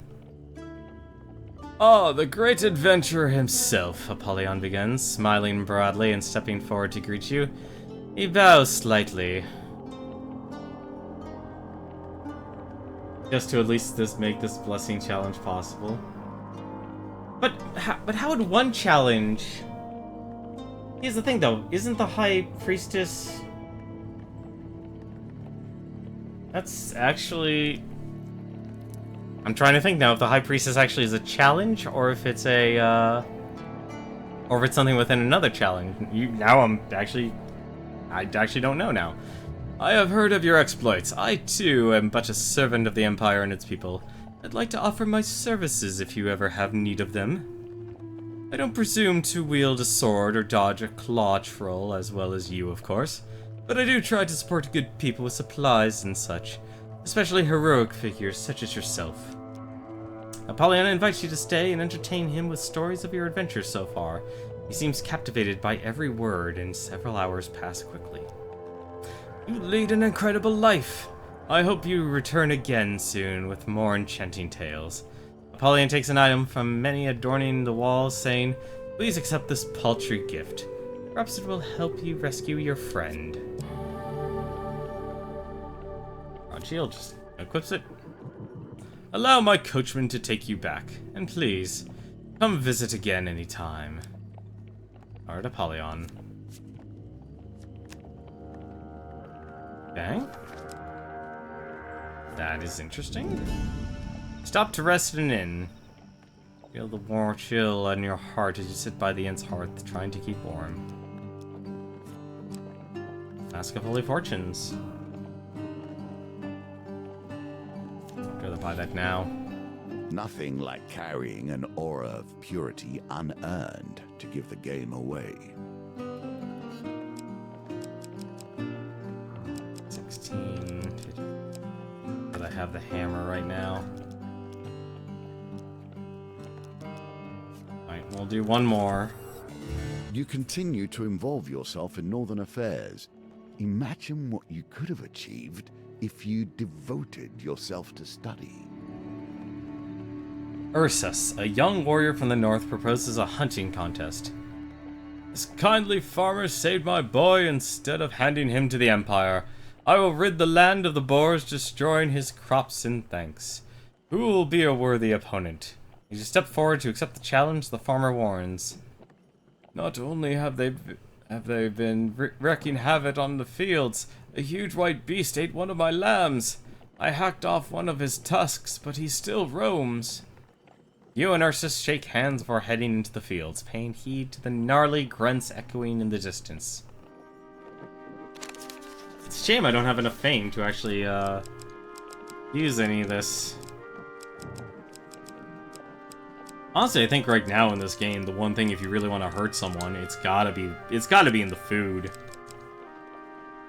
Like, I think that's why everyone is so reliant on the gluttony.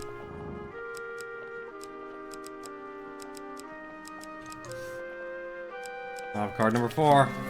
Huge success.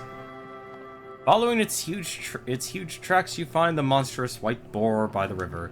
You stealthily approach as he sharpens his single tusk on a boulder. When he senses your presence, he grunts in the common tongue with a strange, lilted accent.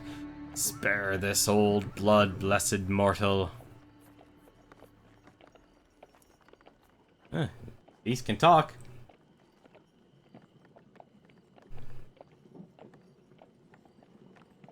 Alright, well, to make things expedient, go with number 1. You lower your sword. The boar watches you with a sad red eyes before bowing cautiously. Divine Providence adds +2 to each of your dice during the dice gambit. You continue hunting until the sun begins to set, then haul your kills back to the farmhouse. Ursus paces in front of the pile of dead beasts as the farmer tallies your kills.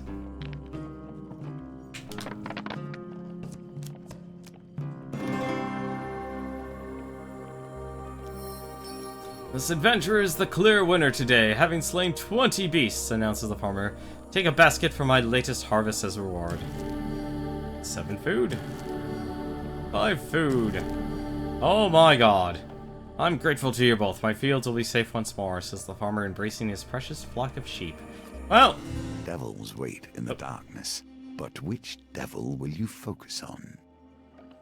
As you pass near a darkened alleyway one evening, a blackened and misshapen hand grasps you, pulling you close to the darkness. You stand at the precipice of ruin. The Dark Lord has taken an interest in your destiny, and even now is engineering your downfall. Ooh, I gotta find a better way to do that voice.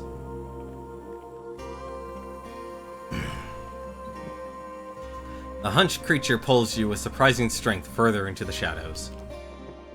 But I can help. There is magic that can help you beat him at his own game. We can craft it, you and I. Doing so may test your spirit, but that's better than eternal darkness, hey? The Dark Lord Sauron? I know that guy. How is Sauron? He looks up at you, his yellow eyes glowing faintly. Do not fall to despair. We will meet again soon.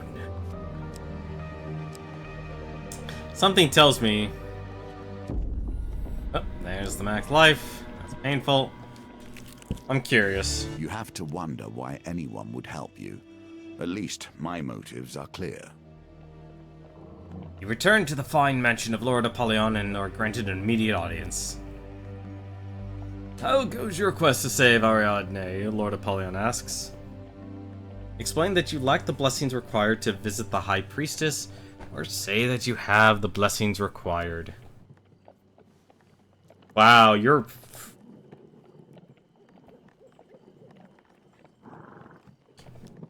Perhaps I could be of some assistance. I must confess I have a weakness for games of chance. Lord Apollyon leads you to a table in another room. A set of cards is already set upon it. If you win, then I will provide the blessings you require. Apollyon nods as he has. Yes, I have the means. You'd be surprised what magical trinkets end up in my possessions as part of my work. If I win, then you must pose with me for my next portrait. It'll be titled Champions of the Empire. Perhaps I shall have a statue of us made as well. He gestures to you for you to sit. I'll even stack the deck in your favor. After all, I enjoy the excitement of the game and care little for actually winning.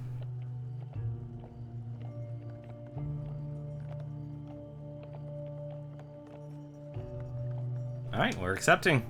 I'm sure you'll do well.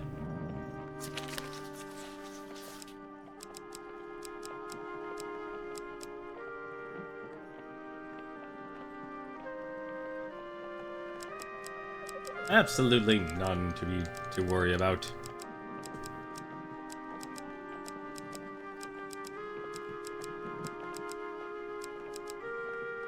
Card number one. Number one. Well done, Apollyon claps in appreciation. I think you've played this game before. He gestures to a darkly robed man, who you failed to notice standing in the shadowed corner. The man comes to stand before you, his deep voice slowly intoning words in foreign tongue. My associate is a follower of an ancient religion that you may not be My associate is a follower of an ancient religion that you may not be familiar with, but rest assured that his devotion is second to none. As you sit through the lengthy ritual, you feel yourself drifting in and out of consciousness. Whether from the droning voice or the potent incense being burned, you cannot say. Guardian Angel, pick again. Optionally, retry any chance card gambits. After your rerolls in a dice gambit, reroll your lowest dice. Slow spin. Revive companion. You suddenly awake, Apollyon watching you with mild amusement from across the table. I expect you'll want to begin your journey to the High Priestess immediately. I sincerely hope your friend makes a full recovery. How much you want to bet? Every single blessing we take from him becomes a curse. The ties that begin to bind. The trap is slowly laid for you. Cross the northern border and prepare yourself for the long journey up Mount Freitas. You're surprised, however, to find a band of northern warriors awaiting for you. The High Priestess is expecting you, the leader of the band declares. You have proven yourself worthy. I'll be happy to take that. With their guidance and protection, you quickly find yourself once more in the ritual house of Anthea. Apollyon is from Binding of Isaac, Apollyon is Satan. Interesting. I expect many developers to use myth and lore to be a foundation for creating characters. I know why you have come, the giantess begins, moving to inspect Ariadne. She quickly sneers, saying, It is no wonder your holy people cannot heal her. This is no minor curse or spell from a magician. Beast of the underworld has tainted your friend's spirit, and without my help she will die. Esmeranthia pauses to consider you, her gaze boring into your soul. I think your fate will be to one day destroy the one who brings ruin to my people. Until then, the enemy of my enemy is my friend. Yes? The Queen of Frost sends you to another room as she prepares a ritual. Many hours later, you are summoned again. You find the Queen standing over Ariadne, who, apart from being famished, appears fully recovered. Leave when you are ready, as Maranthia declares, turning to leave. But heed my warning, hero. A shadow hangs over your soul. Stray but a little and you will fail, the ruin of us all. Malaclips told me he was going to the village of Rumstock to investigate a rumor of the magical artifact, Ariadne explains as you leave the ritual house. I was to meet him there some days ago. I cannot understand how you come to be here now, given the challenges that have stood before you. As you journey towards Rumstock, you are disquieted by an increasing number of rumors concerning the village. It seems that every traveler coming from that direction has heard of terrible ritualistic murders being performed in the woods nearby. The rumors also suggest the mage responsible has been captured. Disguised himself as a bard, one fellow declares. I saw him with my own eyes as he took the look of a killer. Don't worry, continues the man. There'll be justice served for those poor souls when the necromancer burns at the stake.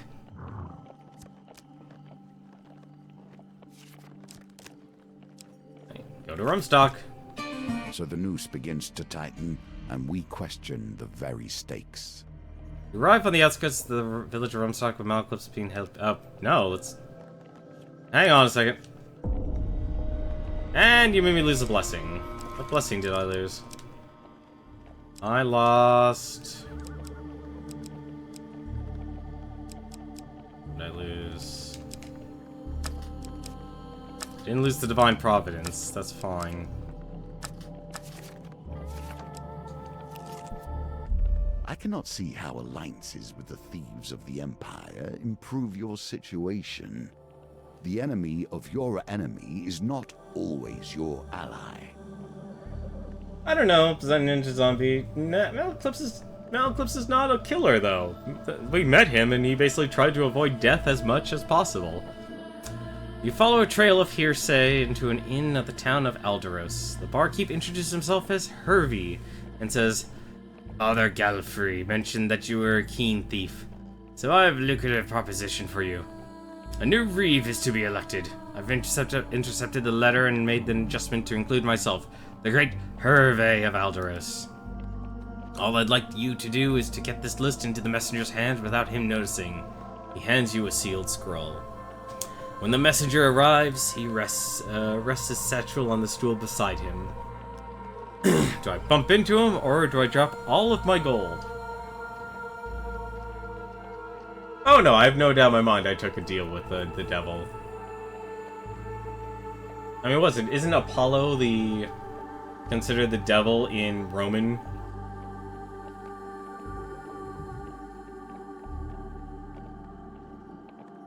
Alright, let's bump into him. Ooh, the pendulum is ever changing, and the challenges it presents change too. Nope, that was it actually.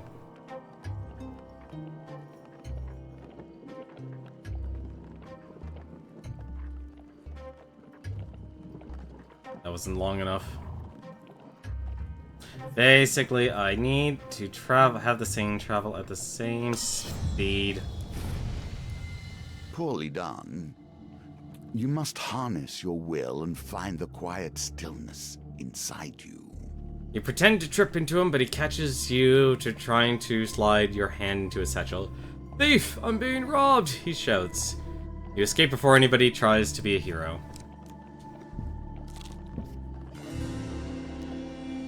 You are camped on a side of the road one moonless night when a familiar pair of yellow eyes suddenly appears beyond the light of the campfire. You have glimpsed your doom, I take it. The curse is in the card, you know. He limps from the shadows to sit next to you, although somehow the fire fails to illuminate his form at all. The spell that will be your salvation requires several unique ingredients, the cloaked figure explains. The first task will be to harvest the horn of a diabolic creature. I know of one that will be easy to overcome, he says, producing a silver whistle from the cloak.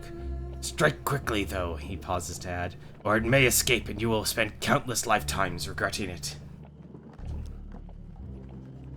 The whistle releases a sharp note and a fiery portal appears between the two of you. A short-horned creature steps out as the portal closes. Hey, Theophilus, you called? The devil asks, looking up at him. Child-sized creature seems oblivious to your presence for the moment. Do we strike the creature from behind, or do we ask the creature for its horn?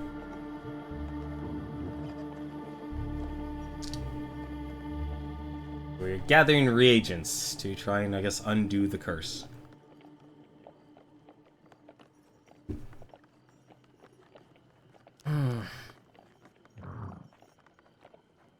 Let's actually try and strike it from behind. With a mighty blow to the head, you knock the devil unconscious. Soon you have removed one of the beast's horns and handed it to Theophilus, who places it in a sack made from the same dark material as his cloak. That will do for the first element. I must leave immediately to prepare it, Theophilus says, turning to leave. He regards the limp form of the hellspawn. Do not be here when he wakes up, mortal. It will be angry and you will not have the means to kill it. And the general store. Ooh, we can find out the Ring of Defense. Increases defense by 5. How very noticeable.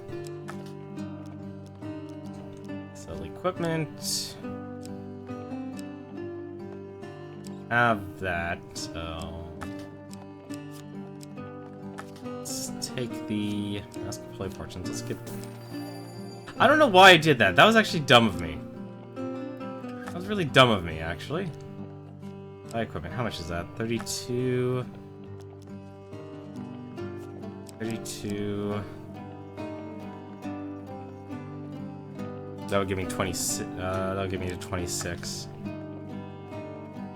Really shouldn't do that, because the one thing I really haven't been using in this game is actually the inventory. You return to the fine mansion of Lord Apollyon and are granted an immediate audience. You say that another of your friends is in peril? Lord Apollyon remarks. How fascinating. You relate some detail as to Malclip's situation.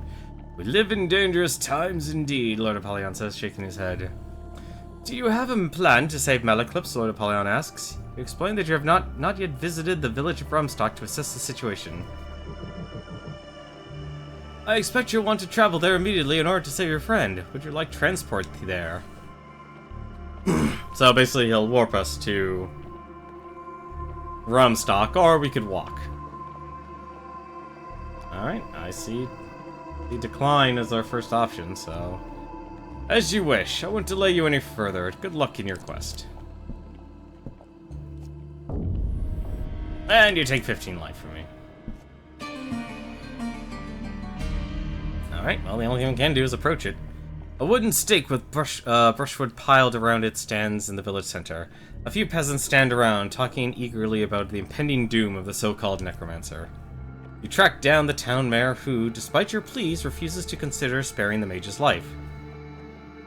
The creature is bound head to toe in blessed iron, and he'll stay that way until the burning under the full moon.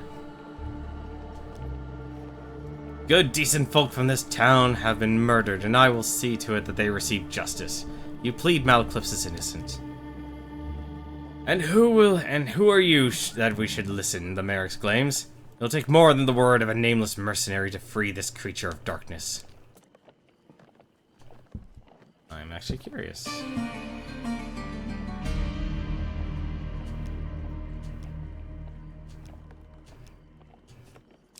Huh. 14 out of 40 fame.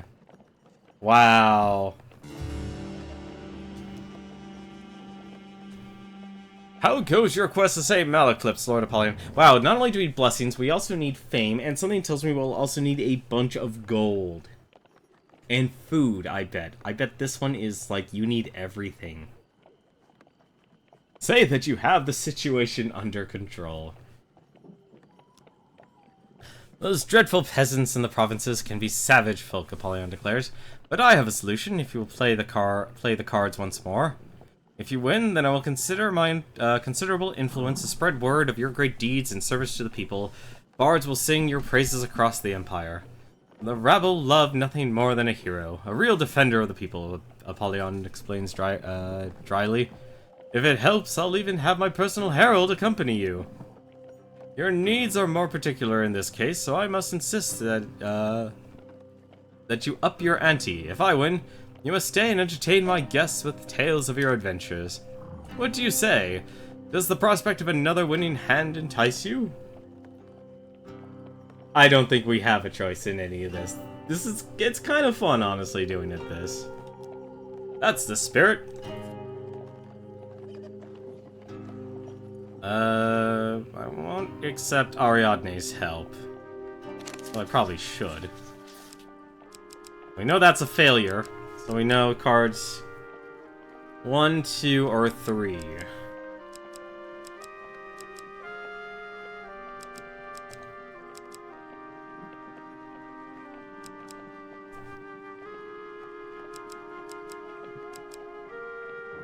Of course you'd pick number 4. Continue. Another win, Apollyon exclaims. You are adept at both combat and the finer arts. I shall make plans with my associates tonight to support your cause, Apollyon declares. By the time you reach Rumstock, your name will be legend. Your fame in the region grows. Oh, thank you for the help. Alright. At your approach, a woman tending to her garden spots you. She sends her child to fetch the mare, and minutes later, a throng of other villagers approach, led by a balding man. Look, someone calls out, the hero of the empire is in our village. I don't have any other weapons, do I? Okay. You're here for the demon, of course, the mayor says as he approaches. You must have heard that we captured it ourselves. The peasants all cheer. Don't worry, the mayor continues. We intend to burn it during the full moon. You ask the mayor to take you to Malaclips, who you find sitting in a small cell, bound in silver chains, setting with glowing runes. With some effort, you manage to convince the mayor to release him in your custody for proper disposal.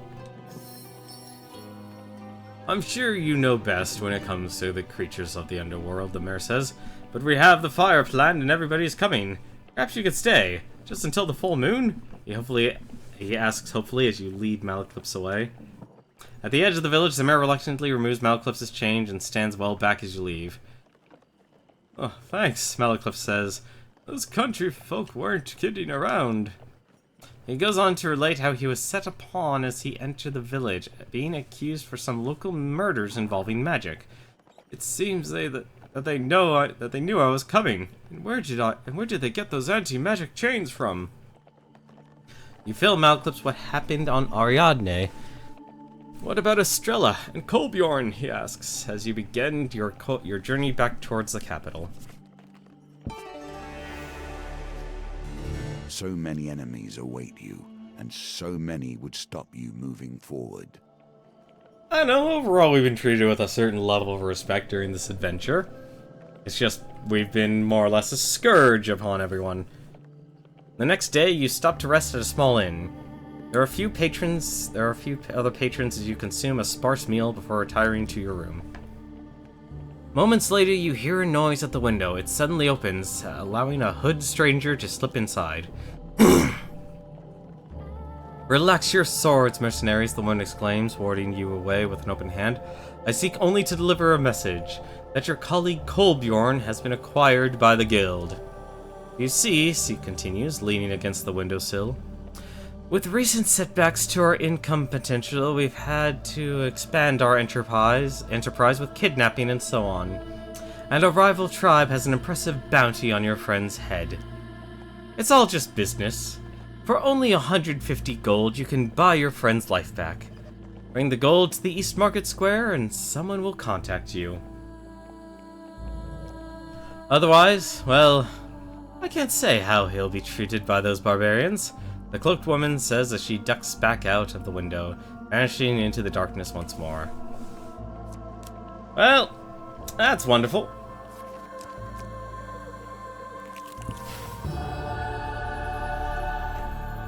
Praise Saint Tala.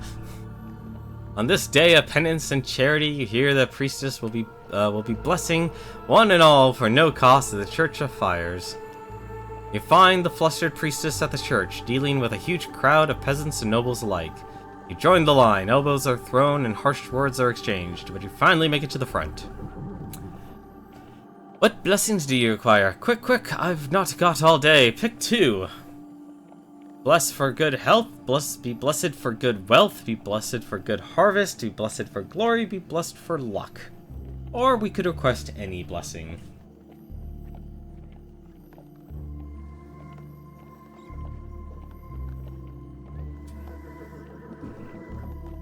Alright, for glory and good health.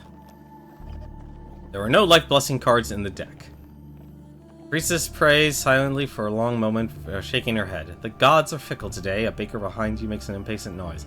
There are no life blessing cards in the deck. And you say glory. There are no... There.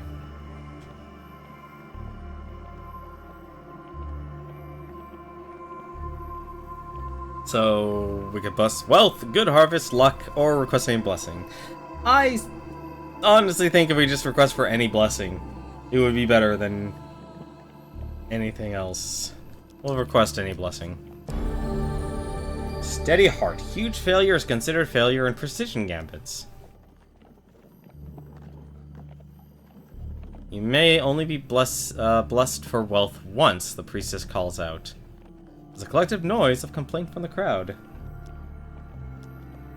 What did you say? We blessed for good harvest? Nope.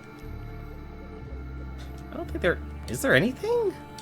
Gods are fickle today. Be blessed for luck. There you go. Wow, that was nothing. You sit resting next to a river, one afternoon when Theophilus' dark form rises slowly from the water and limps towards you. He appears to be completely dry when he stops before you. Mortals often contemplate their own doomed existence in the light of the setting sun, but yours is more doomed than most. We should make some progress on your spell. Ask what is next, or ask why is he helping us? I don't ask why is he helping us. Ah, the stranger speaks. I have offered to help you with no mention of reward for myself. Of course you are suspicious of my intent. He stares into the distance for a moment before saying, I have my own reasons for seeing a poor, helpless soul escapes the clutches of the Lord of Evil. The next step is normally as difficult to achieve as obtaining a devil horn, but luck is with us again. The agent of your downfall has provided us with exactly what we need. He gestures as your skin begins to glow. To possess so many blessings is rare for a mortal. I shall add their power to the mix. Theophilus opens a small vial towards you, and with a sickening tug, you feel some part of you torn away. Steady heart, deft eye. We want to keep Guardian Angel. Honestly, I think deft eye is the one we should give away. Oh yeah, we can actually review them. Reduce the speed. They're all pretty good, but I don't know if we're actually gonna get any of these. I'm okay with getting rid of that one. Oh, we have to get rid of more. Fine, let's get rid of that. He still wants more. After all your rerolls in a dice gambit, reroll. Okay. Alright, he wanted 3 of them. This will do nicely, Theophilus says with satisfaction and as he seals the urn. Never lose hope, mortal, calls it as he returns to the river. The Dark One may still lose his prize yet. Everything is a wager, but our difference is that we understand the game must have rules and definitions if it is to bind. You enter a tavern one evening just as a gang of soldiers rise angrily from a table, leaving just a well-dressed civilian seated. You cheating son of a harpy, one soldier yells. Gentlemen, please, I cannot help if Lady Luck has taken to me this fine evening. Nobody's that lucky, a soldier exclaims, drawing his sword. The other soldiers advance around the table. The unarmed man suddenly leaps from his chair and ducks behind you, saying, Mercenary, I implore you. I am a humble and honest merchant in need of aid. Save me from this band of treacherous fiends whom I have offended merely by playing fairly a number of games of chance, and I'll pay with gold. Hey, that's our gold, Hansel, soldiers cry. Defend Hansel from the soldiers. Or get out of the way. Alright, we'll defend him. We warned you, stranger. Hansel runs and hides behind the bench, his moneybags clinking loudly as the battle begins. Oh, let's get to fight an Empire soldier.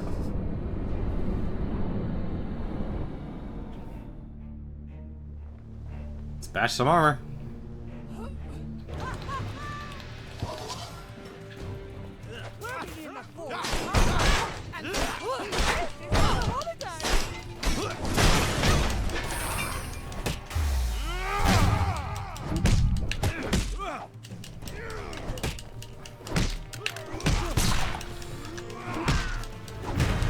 Get out of here, Captain.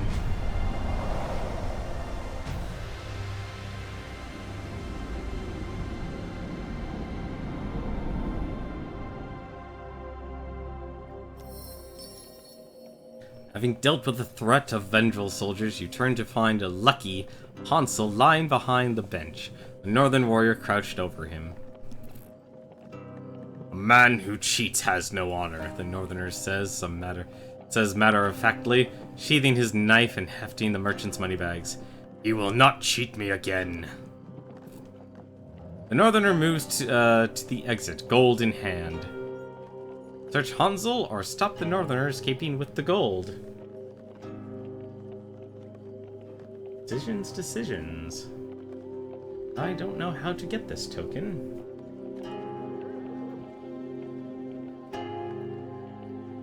Do we settle for gold, or do we search Hansel?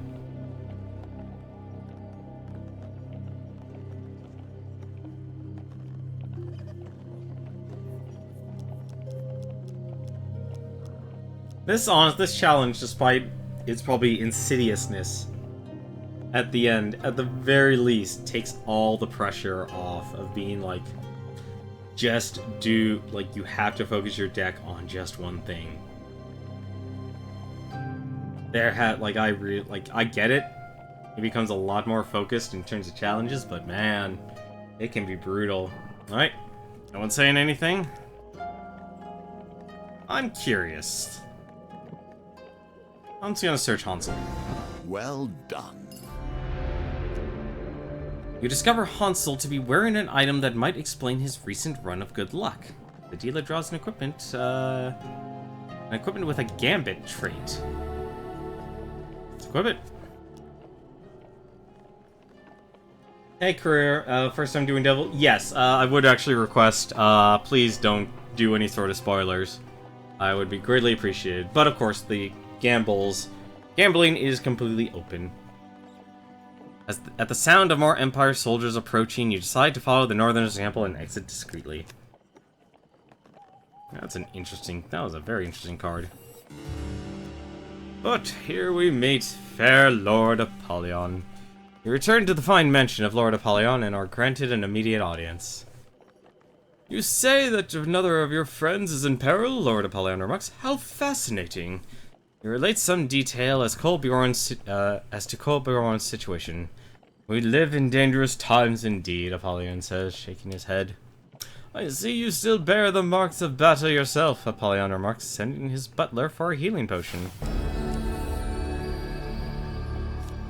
Okay, How goes your quest to save Kolbjorn? Apollyon asks. say that you do not have the gold, explain that you do not have the ransom gold.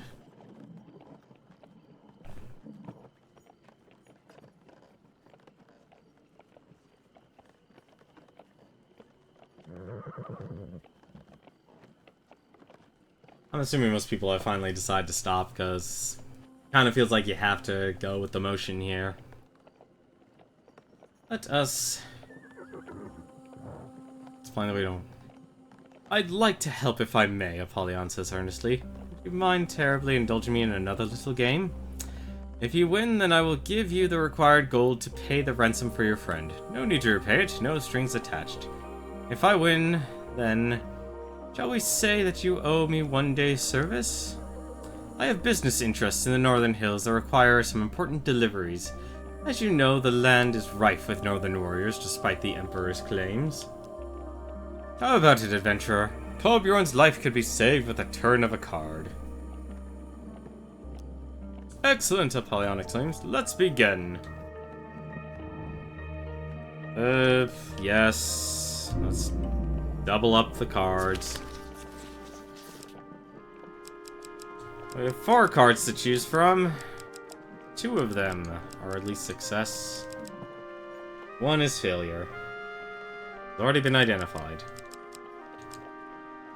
Thank goodness for equipment. How's it going, Fist Miner? Lovely to see that. You and Robbie did this. You and Robbie did the same thing. Redraw. Oh, it's a full redraw. Full redraw and a full shuffle. My goodness. That is. Oof. See, I don't see how the Imperial armor actually helps with the shuffle. I really don't see how it helps. Failure. Luck is not with you today, it seems. Let's play again. If I win this round, then you must act as my personal bodyguard at the next Winter Solstice Festival. Alright.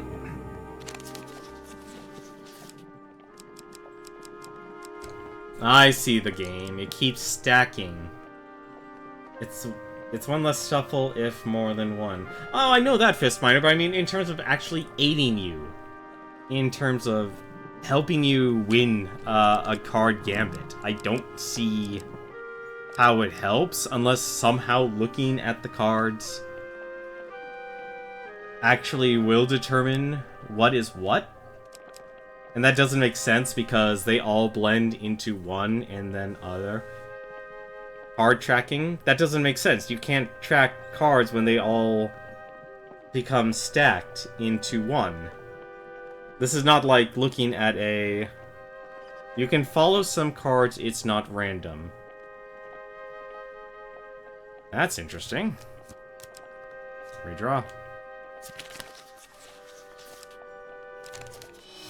Nah, I don't see how you could do that. I don't see how you can do that, guys. I don't see how you can have card tracking in this.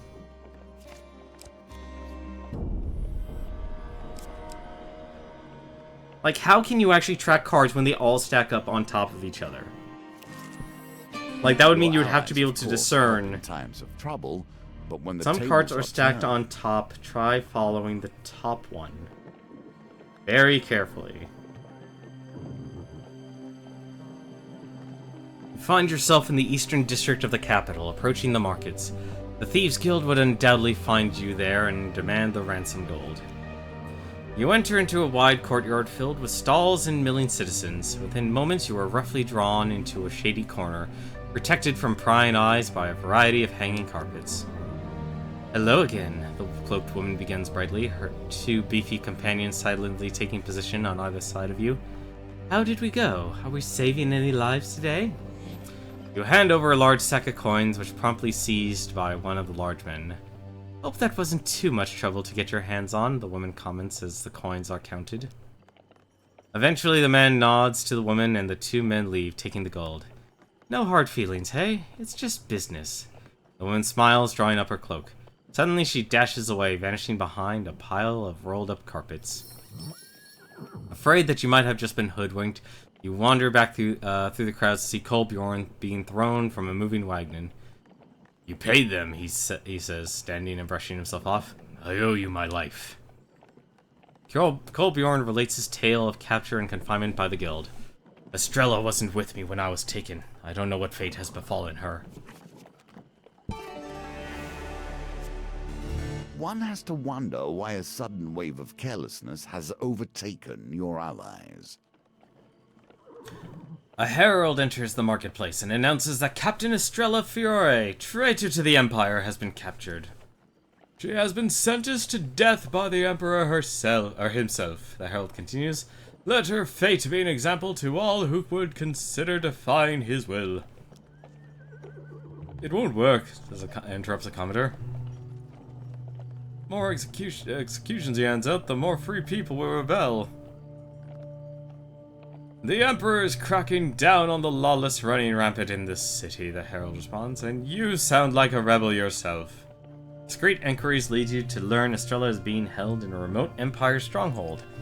Nobody claims knowledge of where it is.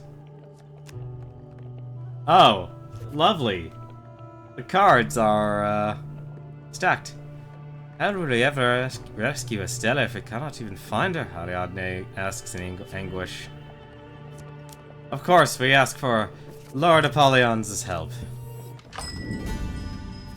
A general store. What equipment does he have? Ring of Defense and the Ring of Gluttony. I don't really need food or anything, actually.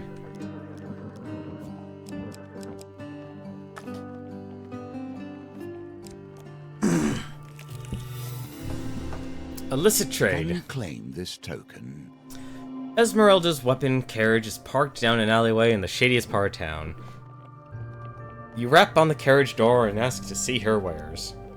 She picks a panel under her seat and a secret compartment opens, unveiling a stock of weapons. I'll ask for the Archer's Bane. How about we make a deal, she says. The bells on her robes tinkle as she leads you to the door, pressing the equipment into your arms. In a few moments, soldiers are going to storm through and raid my respectable establishment. You take this for free, and I run. Okay. Shouts echo up the alleyway, spooking the carriage horses. Oh, thank you, Esmeralda pushes you out of her carriage and into an alleyway. You find yourself completely surrounded by Empire guards. Well, as nice as this is... Let's see, musket... Does that reflect? It does not reflect, it only blocks. I am actually also want to get this token, so I'll actually be equipping this for this For now, though, I'll do it. Let's beat up some soldiers. I want to slowly try and unlock that weapon token. Both are nice, but I don't have a shield. Like, there's barely any shields that actually deflect.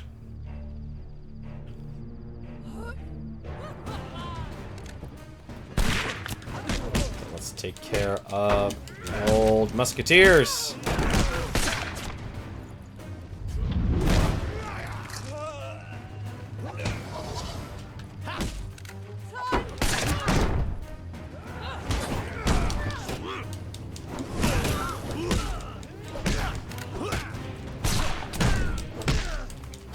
Kill all the musketeers, they're just gonna cause a problem.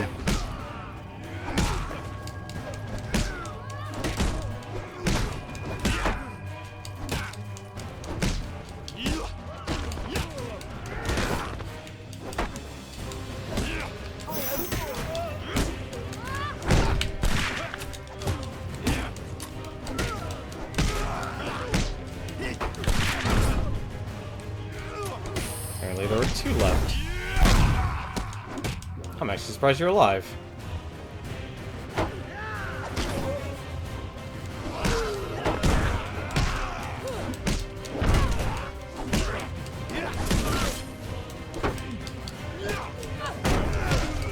Bashy bashy time.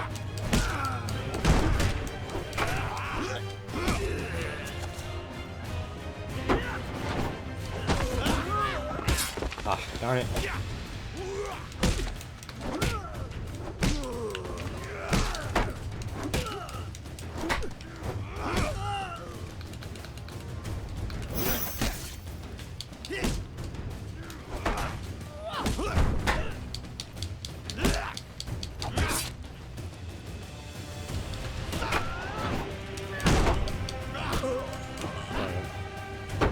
I guess it's only for the fan lengths. I can get some blocks in. Or bashes in.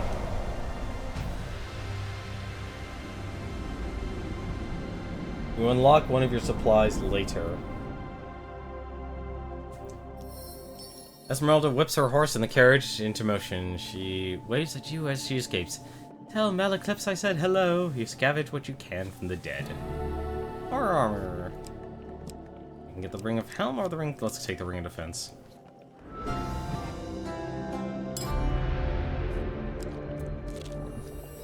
For better or for worse, the Northerners understand these lands better than most. One day you meet a Northerner displaced from her homeland by warfare. She explains she's a tracker for hire, working for those who can pay. She speaks length about the nearby terrain. It's the Great Traveler. For 5 gold, do you want to take you directly there? Ooh, it's a transport one. That's a very interesting. That's a very good card, actually. One day you come across a man wrapped in torn gray cloak sitting on a rock by the path through a sparse wood. Greetings, mortal, Theophilus utters as you stop. The next element of your magical salvation is approaching, he begins, without bothering to stand. You will meet a traveler on the outskirts of the forest. Sorry, that voice is really hard to do. Trade with him to obtain the feather of an angel. Do not reveal what use you would have for it. I wish you luck. Theophilus sits quietly as you continue on. Not long later, a dwarf bristling with bags, sacks, and other knickknacks. Let's trade, he suggests. I'm sure we can come to a mutually beneficial transaction. Trade for an angel feather. As it happens, I do have an angel feather that I traded from a kobold mystic in the western provinces. Do you need it for anything particular? The dwarf asks shrewdly. You begin negotiation.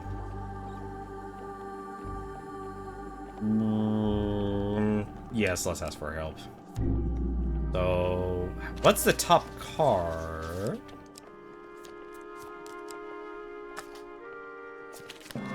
So you're saying then we can track the top card. That's actually interesting. So you can only trap the top card. Is that basically what you guys are actually saying? You managed to convince the dwarf that the feather is probably a fake, worth more than a few beads and a torn half of a map you find in your pack. The dwarf is barely out of sight when Theophilus is suddenly beside you, saying, That dwarf has never had such a valuable prize in his possession, and perhaps never will again. But now it is time for the spell to be completed. Theophilus takes the feather and adds it to the spell concoction. The vial gives a silent, bright flash, then returns to normal. At last, Theophilus cries in excitement. After all these years, I will be free. You lunge forward, reaching for the vial, but Theophilus is already opening it.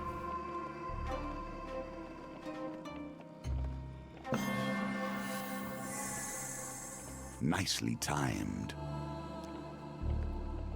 You can track all the cards through the bottom, though the bottom cards are the most difficult. The top card is the easiest one. You can theoretically track all of them. I don't see how you could track... Okay, the top card. That makes sense now. I can't believe I didn't realize that. I didn't even realize that for Hand of Fate 1. But tracking all of the cards? That sounds interesting. Love to know how you could actually pull that off. No! Theophilus cries as you wrestle the vial from his grasp. Please, mortal, you don't understand. This is my only chance for freedom. Ask that he explain himself, drink the contents of the vial, or give him the vial. I'll ask that he explain himself. I was like you once, full of purpose and an inflated sense of destiny, Theophilus says bitterly. I dared to stake my soul on a card game. I've been enslaved since before the Empire formed, before even the Dragon Slayers waged their war. I've seen and done things that would drive you to madness. Without that vial, I shall suffer countless lifetimes more. Well, I don't know what to do, but do we give him drink the contents of the vial, or do we give him the vial? Robbie says drink it. You say Fist Miner says drink it. Kerr says not to give him to him.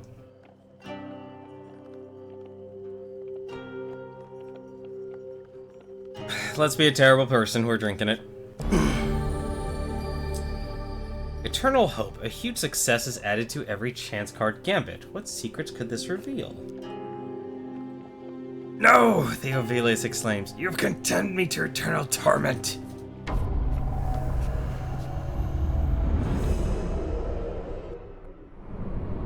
Now I'm even more curious. What would happen? I do like that this game has a lot of replay value. I'm surprised this is no normal shade. Theophilus, desperate for salvation, your ally who has turned against you. Grace can drain life with an unavoidable spell. Attack them to quickly stop the effect. Stop eating my soul! Stop it! Stop!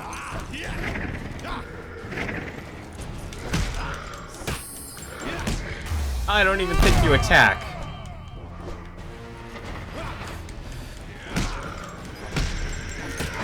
I don't think shades attack, now that I realize, aside from the life drain.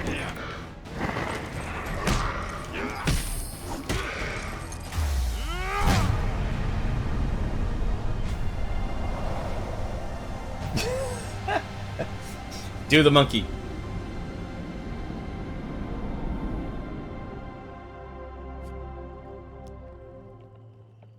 Death is no release for me, Theophilus whispers as he fades away. And soon it won't be for you either.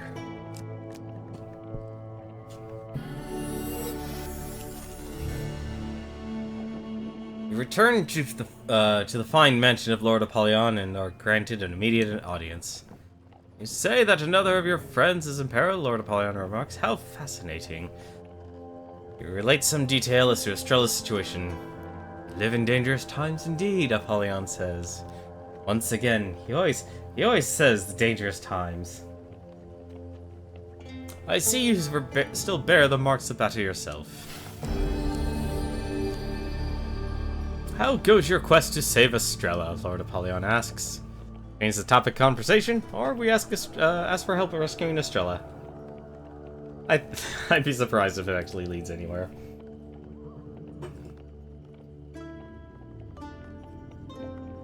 Alright. This miner says we want to change the topic. Of course, Apollyon says. Shall we discuss your past exploits once more? Tell me more about the ogre you encountered. You talk at length of your adventures before you realize several hours have passed. I must attend to some pressing business now, but please, visit any time. Enjoy your stay. Oh, thank you very much for the follow, Fist Miner. Enjoy your stay. I really wish Anthony Scordy, the dealer of this game, and Defiant Dev did a Twitch voice pack. They did. I overall like the Twitch integration. I think it goes well with a game like this. But I really wish they went a step further and added a voice pack. I mean, Wayne June does a great job of voice acting from Darkest Dungeon. Alright, well, I guess we're gonna have to visit him again. I guess when it comes to the devil, there really is only one choice. It is no trivial thing you wish to gamble for this day, Apollyon says, looking concerned. Even I cannot sway the Emperor's decision on your friend, and helping you intervene would be tantamount to treason. Perhaps if you win, then I could give you the means to rescue your friend, Apollyon concedes. But if I were to make such a gamble, then you must risk something equally significant. Apollyon leans forwards, fixing you with his gaze. If I win, you must serve me until I release you. Or until I die, of course. Apollyon smiles softly at the suggestion. Well, champion, Apollyon asks, clearly eager to begin the game. Are you willing to gamble another life for another? I think there really is no choice. We're pretty much having to accept here. Apollyon smiles wickedly and deals the cards. Wow, you actually needed that, huge success. Oh my god.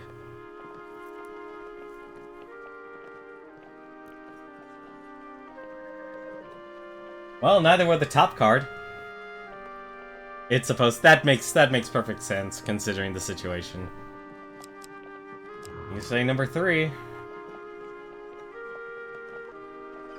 That was fast. That was stupid fast. Huge success. We'll continue. Apollyon sits silently for a moment, glaring at the cards before turning on you in anger. You cheated! How did you do it? Tell me what magic you possess. The room falls into a shadow as Apollyon throws the table aside with a flick of his wrist and advances on you. Flames erupt from the hearth and Apollyon seizes you, declaring, I must grant your prize, mortal, but know that I will not forget this. The world fades to darkness. Can you hope to resolve things now? Card tracking is real. You have made me a believer. You have made me a believer, Career and Fistminer. You two have made me believers. You awaken later, just out of sight of the Empire Fort, with various items and potions scattered around you. You gather what you can as carry-on birds suddenly lose interest in you and fly away.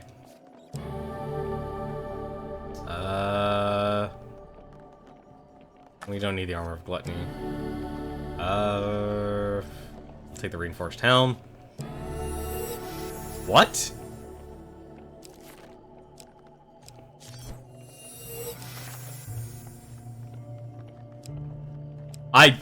We're fighting something big here.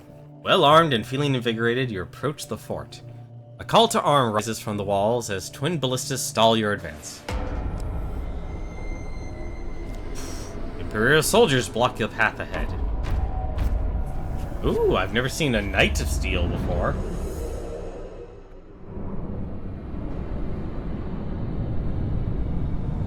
Definitely never seen a Knight of Steel. Oh, it's a Black Knight. Okay.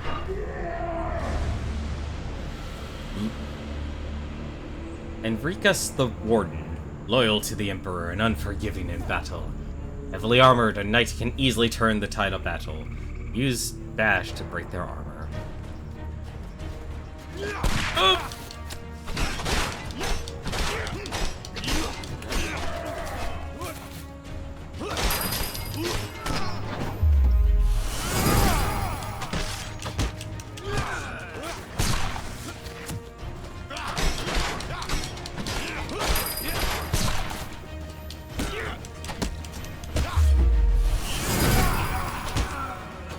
You.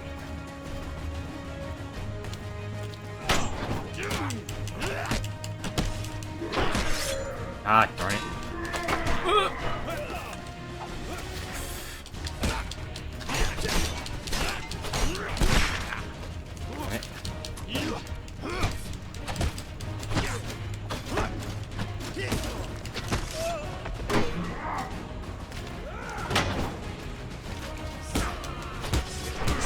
Ah, come on. I should be thankful I have so much defense.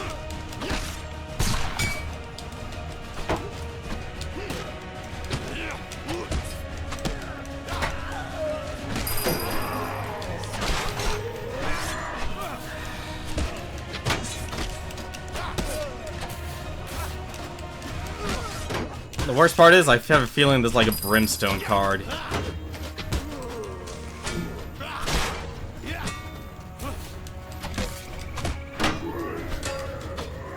Ah, come on. I should have just used the weapon art.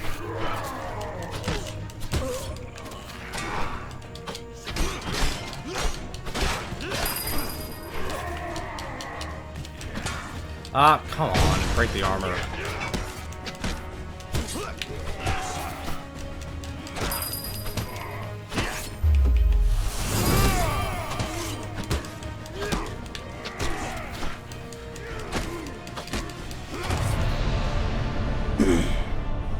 100%ing the game, they'll do that. So many cards.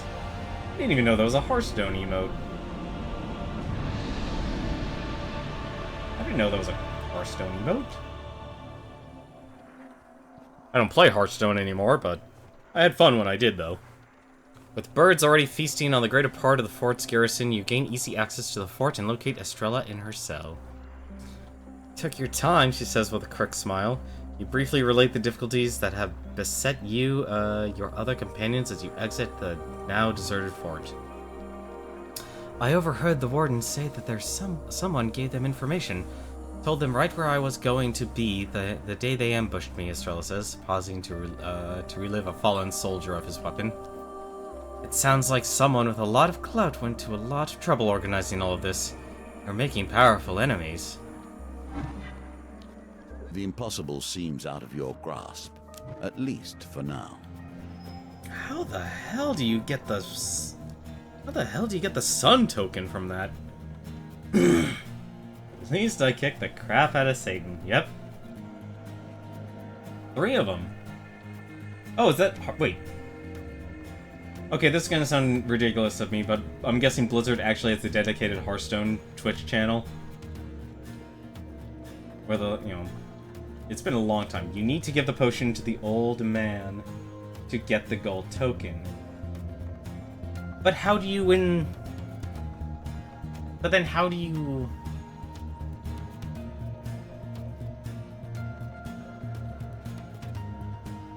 I'm guessing an event happens because all the cards of failure then when you face Apollyon. Find out how how to do it. Find a way how to do it. Yeah, because all the cards lead to failure. That's an interesting desert trek. That would be a very funny way to actually have that happen. There is much left to do, but we are beginning to. Rescuing your companions, the little devil. Oh, we broke his horn. The dwarven haggler, gambling Hansel, return to Rumstock. We also get the peeler, Dionysius's revenge, and the ram shield. We also got some more tokens too. That's right. We're trying to defend Hansel the gambler. Ring of concentration. We're taking the heat for Esmeralda the merchant. Merchant's favor. It becomes a platinum card. Ooh.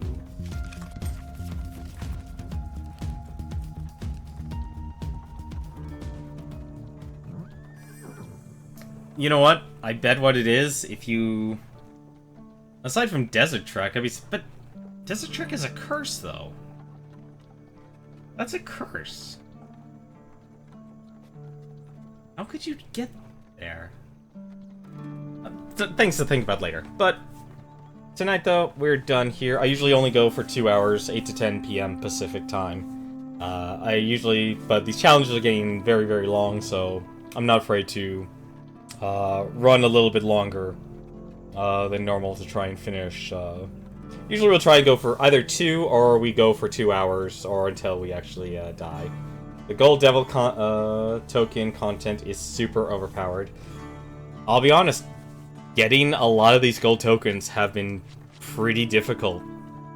Have been very difficult. Strength, gold token, stupid difficult. I couldn't even, even getting some of the weapon tokens in this game are extremely difficult. This is really ramping up the difficulty to an absurd level. That's gonna do it for us tonight here. Let me see here. Is anyone I know who's actually streaming right now? See here. Looks like there's actually 2 people who are actually streaming. Right now there is Buddha Meds, who is streaming. He's actually streaming ARMS. I believe he's actually playing with a couple of people. That, of course, is a Nintendo Switch game. I've been enjoying that, actually. I just got myself a Nintendo Switch, finally. So I've been enjoying. Justice is a pain in the butt. No, we're not doing a raid. I'm not doing a raid. I always just simply, at the end of my stream, I always give suggestions of people to watch. Because I know a lot of people, they watch some other streams and stuff. I always like giving suggestions. When it comes to raiding, I like raiding, but I find too many people try to do raiding with, like, too small of a group. And I know raiding, they just made that a feature, but I prefer doing hosting still. Just for the moment. No, we're not doing a raid, guys. We're not doing a raid. I'm just gonna give a host at the end of the stream. Like I said, it's something a little smaller. Philip Plays is doing his Game Shark challenge. Well, you can go check out Philip Plays on Twitch. But the two people that have is Boodameds, that's BOODAMEDZ. He's actually streaming some ARMS. And we also have That One Video Gamer. You might know him on YouTube as Gerard the Completionist. He is actually working on his New Game Plus reviews, and he's going through Teenage Mutant Ninja Turtles 4 Turtles in Time for the Super Nintendo. You can go and check out either of those channels there. Both are very entertaining, very chill. If you definitely want to go for a lively crowd, I would definitely recommend checking out That One Video Gamer. It's a very nice, chill group of people. Great to actually meet and network with some people. But that's going to do it for me tonight, though. Thank you very much for watching. Also, thank you very much for also letting me know about the card gambits. Really appreciate that, Career and Fistminer. But we'll continue this tomorrow. See if we can knock out, at the very least, knock out 2 more challenges. And maybe we can get one. We've had a couple nights of just failure. But, once again, thank you very much for watching. And until then, take care.